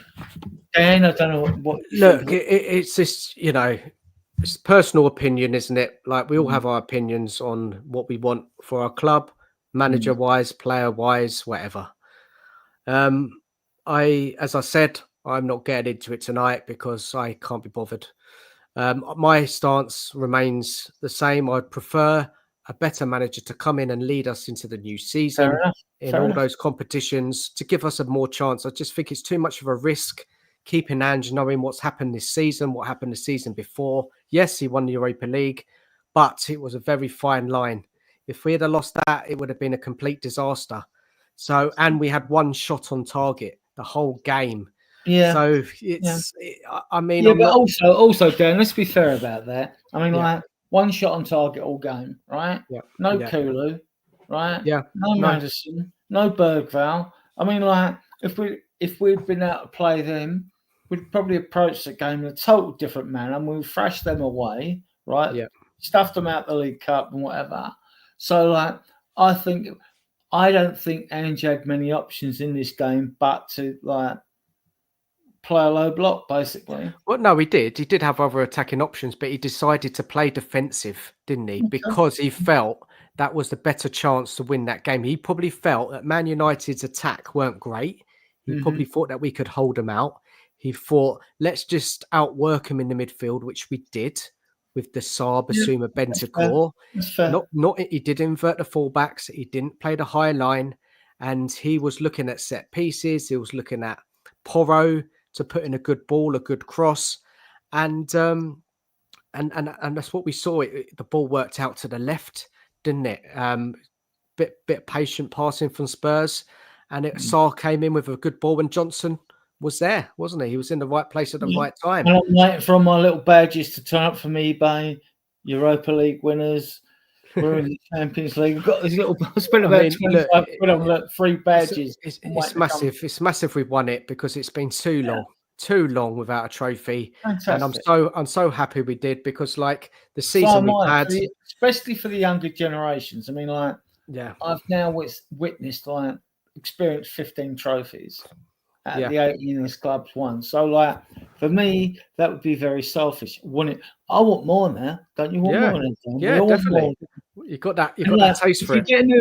get a new manager in, look at it this way, right? Like I said, we're not winning Europe. We're not winning the Champions League. We're winning the Premier League. Unless we shit a miracle. We're both for those. So even if a new manager comes in, look at this way, right? You've got 38 games to win the Premier League, the hardest league in Europe. You've got 15 games to win the Champions League, right? The best teams in Europe. You've got 15 games to win the Europa League, which is the second best European trophy to win. Now, the FA Cup is 6 games. The League Cup is 7 games because you've got a 2-legged semi-final, right? So we've won the third best competition, as far as I'm concerned. People can disagree with me if they want. That's fair enough. I've got no dispute with that, right? So a new manager comes into Spurs, right? And just won the Europa Cup, right? Well, the pressure's really on you. What are your expectations, guys, in the chat? Those that have stayed with us in the chat, what would be your expectations under a new manager next season? Now that Ange has won the Europa League, the old UEFA Cup, right? What do you expect? Would you expect one domestic trophy and a European place, one or a Champions League place, or both domestic trophies and a Europa League place? I mean, like, I would Adrian, I've got a super chat I want to bring up. go and bring up. A user, thank you so much for your super chat. Saw PSG rip into a new one. Wow, amazing how better they play without Mbappe. I think we should just give them the Super Cup, save us the pain. I agree. I think they'll wipe the floor with us, basically. And they're a young side as well. I mean, you know, and it's took them Arabs that own that club that are multi-rich, right? I mean, unless I'm missing something on how much they spent to build that side. I mean, I don't know. But like, they were like, we've only seen Man City at their very best do the same thing on the ball, keep the ball, win the ball, keep the ball, win the ball, whatever. I mean, like, they were just different class. They were different class. They're frightening. We got to play them now in a Super Cup. Well, we better play a low block just to keep the score down and give them the trophy. I agree. Hey, user, thank you so much for your super chat. Yeah, Much you're right. appreciated. You're right. You're right. So right. Let's have a look and see if there's any more comments regarding what you said, Adrian. I'm going to say my bit in a minute. I mean, like, look, you draw me in, Adrian. You draw me in. I try. I didn't want to go there tonight, but look, it's hard not to. But I could tell you what I expect from Spurs. What I expect, Tottenham. I expect us to be challenging for European positions season in, season out. Yeah. I expect us to try and win a trophy. It's very difficult at domestic trophies because you're coming up against some top Premier League sides. You've got to get a good draw. You've got to put in good performances against the top sides in crucial moments like the semi-final or the final. It's tough, real tough. You've got to have a real good team. You've got to have a bit of luck, yeah? But you can do it, yeah? We've done it in the past. We can do it in the future. But what I do expect from Tottenham is progression, right? This is season 2 of Growth as well. Growth. And I haven't seen enough progression with how we play football, results, performances. They've gone that way. Okay. Yeah. I know we've had the injuries, but I think even with the injuries, Ange should have changed his tactics. He should have gone more defensive like he did in Europa League with injuries. Look, don't get me wrong. When you have that amount of injuries, you're going to drop off results. You're going to drop off performances over the course of a season. But when you've got your fully fit team, which we did have for the first part of the season, we were very inconsistent and dropping points. Like we went to Brighton, we threw it away. We had a full strength team against Chelsea, threw it away. So there's these warning signs. But what I will say is that I just lost my train of thought there. I was going to say the progression. There's not been any progression in my eyes. No, there hasn't. Well, the only progression we've seen is because of all the injuries. The only positives, not so much progression we've seen, is that Archie Gray and Bergvall have had more appearances. Even Mikey Moore, he hasn't had a fantastic amount of minutes. Yeah, but that's just situational, Adrian. That's situational. So that is, and like he gets a Europa League Cup medal as well. Yeah, as does a J. I mean, imagine what confidence it gives them. That is good. I don't disagree, but I don't see that as Ange choosing that. Ange has had to play those players because he's injured players. It's not like he said, I'm going to play Bergvall all season, and then we've seen Bergvall become, established, right? It's just because of injuries he's had to throw him in there. He's forced to play them. And don't get me wrong, I think Bergvall stepped up, he scored. Yeah, Bergvall, I think there's some Bergvall, there's so much potential there. Gray, there's potential, even though he hasn't been playing in his position. I mean, look, Mikey Moore's had some minutes, all very positive. But even with all those injuries, we shouldn't be 17th. We should have, maybe top half at the most. At the worst, top half. We shouldn't drop that low. But when we got back to the question of like about 12 games towards the end of the season, 12 or 10, when players were coming back, players are back. So as fans, we go like, they're back. Suddenly everything's going to be glorious. Everything's going to be great. The sun's going to shine and all that. But hang on, right? Back in the day, I've watched this club play for over 6 decades, right? Back in the day, when injured players, it might have took 5 or 6 games to get them back up to speed, right? Now, in the modern game, which is so much faster, it's not a question of their fitness levels, not a question of getting back up to speed. It's getting like, you can't substitute training ground to real games, right? When you've got to have that thinking between the ears, and it's got to be, you've still got to have that lightning speed. If you watch games at like, field level, you see how fast it is. I'm very high up on the ground. I get a more aerial view of my season to get what's going on, right? But I know how fast the game is, right? And like your decision making and thinking can be wrong until you've played 5 or 6 games. By the time those players come back, it was too late for that. We'd always reached a tipping point. Andrew was never going to get no kudos for finishing the season well, because Adrian, why didn't Ange change his tactics earlier on in the season? Can you answer that? Because nobody I ask can seem to answer that one. Look, I'm a fan of a midfield pivot. I don't like these numbers 6, 8, and 10, right? But I'm a fan of a midfield pivot of 2 behind a back 4. I'm a fan. I'm not a fan of like a back 5 or a 3-4-3. I've got to admit, but that's not to say I'm right, right? I mean, because like you either like those sort of systems or you don't. All systems work. They all fail on the day, right? On the day they'll work and they'll fail. So it's like what you prefer. I just prefer a back 4. I prefer a back 4 with 2 in front of them. Yeah, I agree. I prefer that as well. And we did that against, not so much in Europe. We did it away at Brentford. We won 2-0. We stamped the place out of West Ham, got the draw. Then we went away like, Bodo Glimt, Frankfurt, Manchester United, we did the same. Yeah, and we came away and we've got a trophy. Now, would I want us to play that way all the time? No. Because if you've got good players, say like PSG today, if you got like real world-class team, which they look like they are and going on to be, then you don't have to do that because you are that good, right? You don't have to revert to like a defensive mid-block or low block or whatever, right? So that's ideally what you'd love, because you're looking at like, look, everyone wants to have a team that can play really good. The Spurs way back in the day was always like fast, attractive, attacking football. But you have to have the players to do that. You have to have the players to do that, which means you have to be able to defend it as well. And you look at PSG, even when the other team got the ball today, they did everything so well. They reminded me of Barcelona back in the 70s when they had Rivaldo and Ronaldinho playing for them.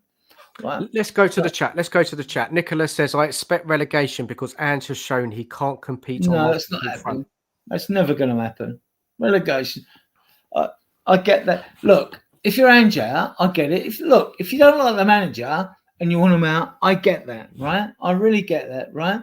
And I'm not arguing with you on that point, right? But to me, like, don't come up with a descriptive narrative just because you want a manager out for your own personal reason of getting out. If you've got a different agenda for having Ange out, that means you want to have a pop at the ball, blah, blah, blah, and all that shit, right? Don't do it for that reason. If you genuinely believe, like, okay, you don't rate the manager, that's fine. I get that. I haven't got an argument with that at all. I mean, like, that's fair. That's fair. Subdued Light.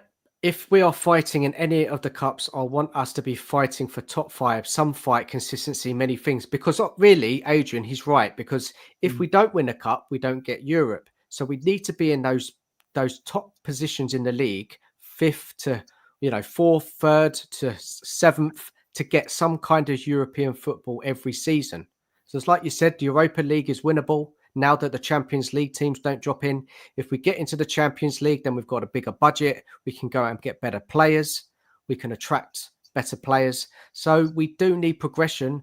And unfortunately, 17th in the league is unprecedented. I don't know when the last time we've been that awful in the league. Never. And it can't be ignored. It can't be ignored. It has never been that bad. And so we're in the Champions League next year, right? Now, we're not winning it, so we're going out. When we're going out, well, we don't know, right? So we're going out. So then now you look at next season, position in the league, right? If we finish 5th, probably, because I think with most English teams with the coefficient. We're pretty stuck on for 5 Champions League places, right? But who are we going to be better than next season? Hang on. Let me give the caveat to that, right? My Yeah. caveat to that is, well, hang on. If we got this, and depending on how we're doing the league this year, that like we could get 5th.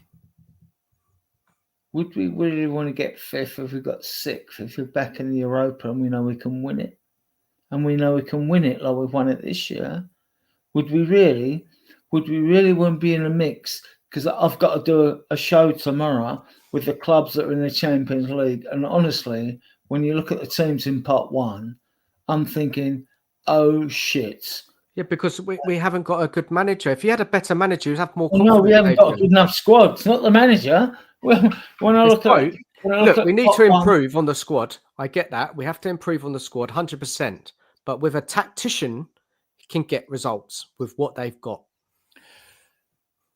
We could. When I look at Part 1, I think, oh shit, no.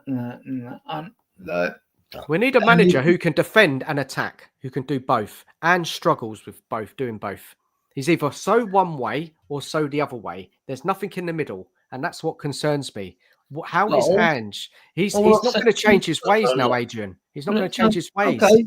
He's like in his 60s now, isn't he? Okay, if you're going to sack the manager, Levy comes back on about the 9th, the Monday week, whatever it is. Like, if you're going to sack the manager. Yeah. Bring the new guy in, right? Bring the new guy in. But you need investment. You need who's your quality. new guy? I mean, Ariel's out the question. Glaston's out the question now. He's staying with his club. All these managers are out the question, right?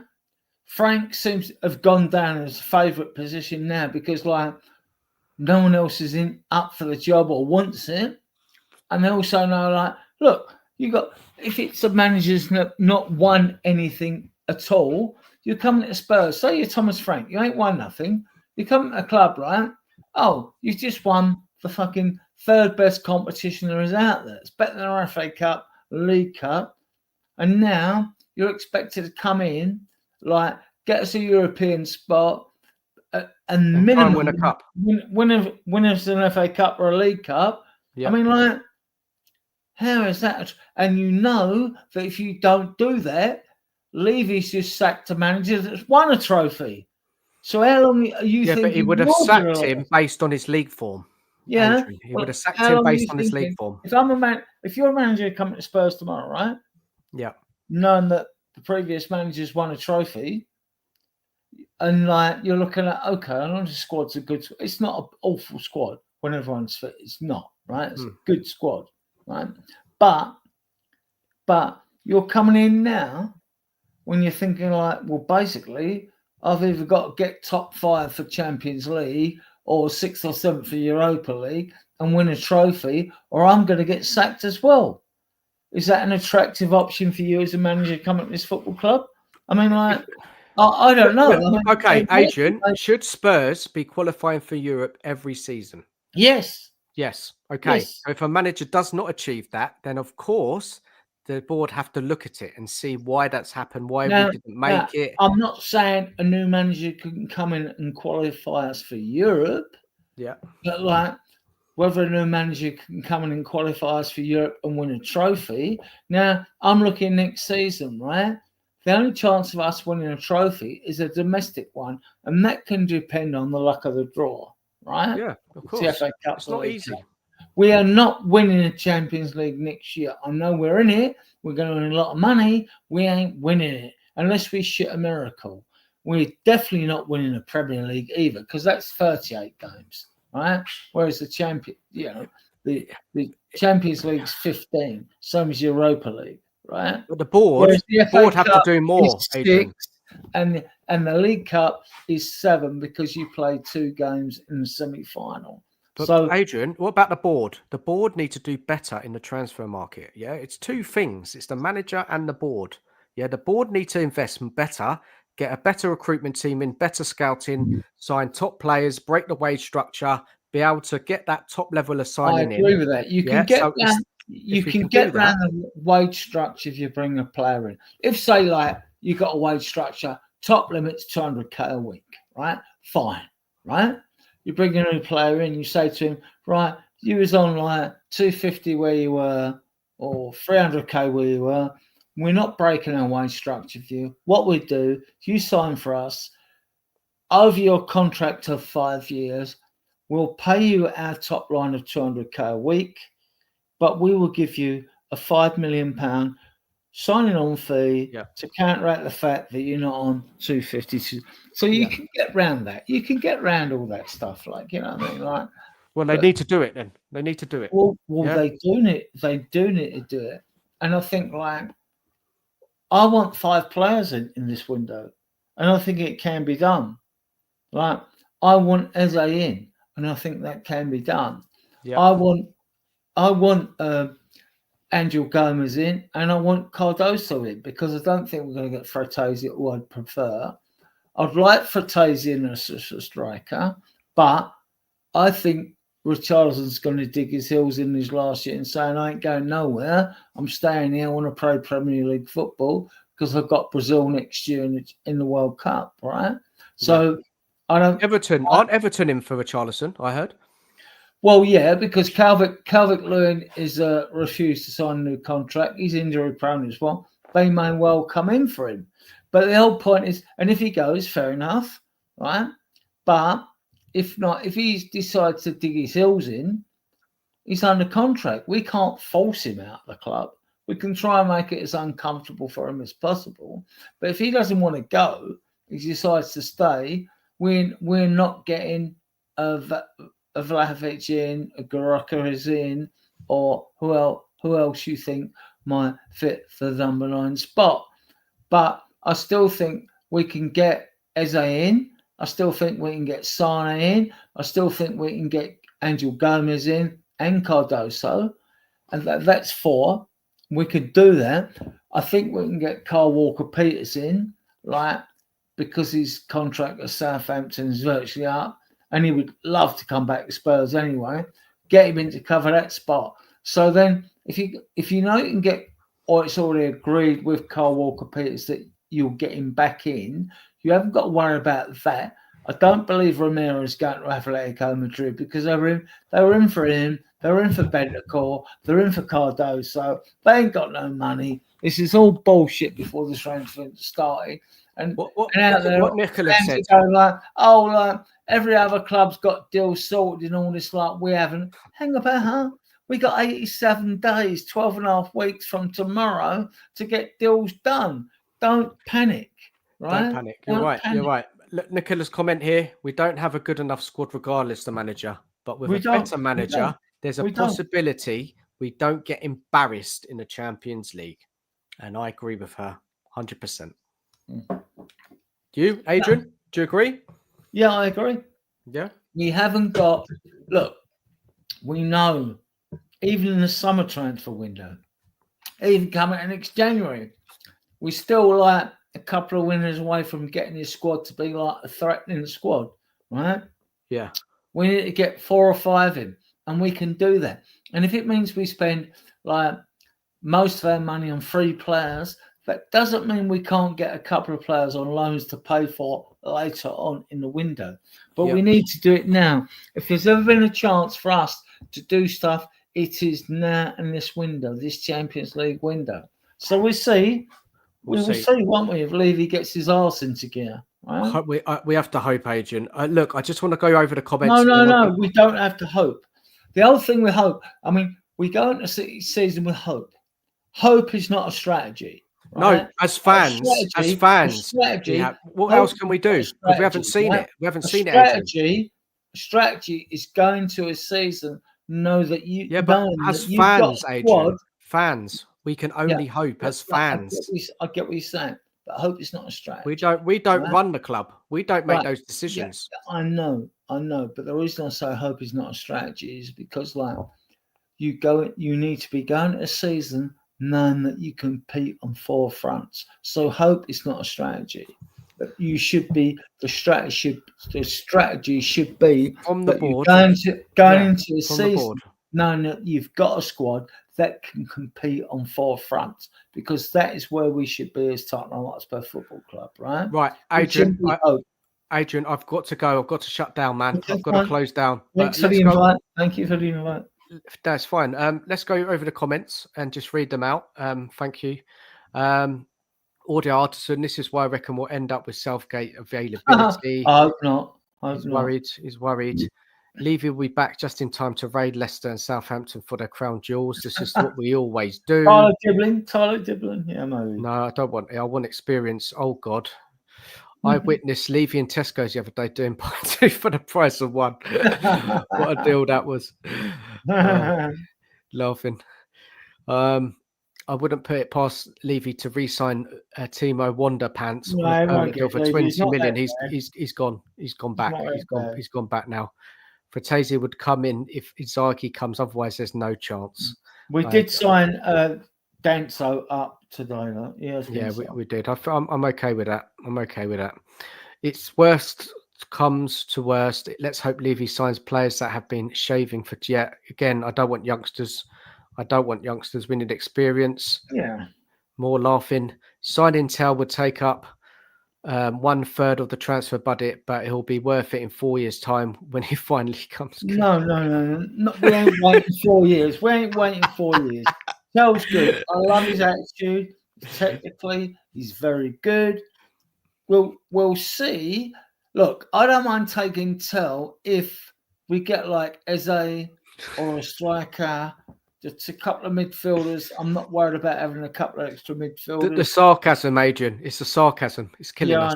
I know. Levy under the table with his mouth open, getting ready to devour some scraps off the master's table. Oh, man. Have a good night. Cheers, man. Look, thank you for everyone. Thank you for everyone joining us tonight. Been fun. Been a fun show. Bit different. Sorry I ruined it. You know what I mean? It's all right. Look, it's always good to talk about Spurs. I mean, if I had someone join me, I probably would have just spoken about Spurs, but I just was on a random tonight. I cooked myself a barbecue. My missus has gone out to, she went to a reggae festival this evening. It's all day. So I made myself a barbecue, had a couple of drinks, I put a bit of music on, and then I just felt, let's go on YouTube and have some fun. What else is there to do? So look, it's just a little bit, just a bit random. But guys, please subscribe to Adrian if you haven't. I'll put his link in the chat in a minute. Beyond the Lane's back Tuesday, 7:30. Come down and join us. Probably the final show of the season, unless there's news on the manager and that changes, then we'll probably do another show. But guys, hope to see you all down there. Thank you for all your comments. Thank you, Adrian, for jumping on for us for the last 45 minutes, whatever it was. And as always, come on, you Spurs.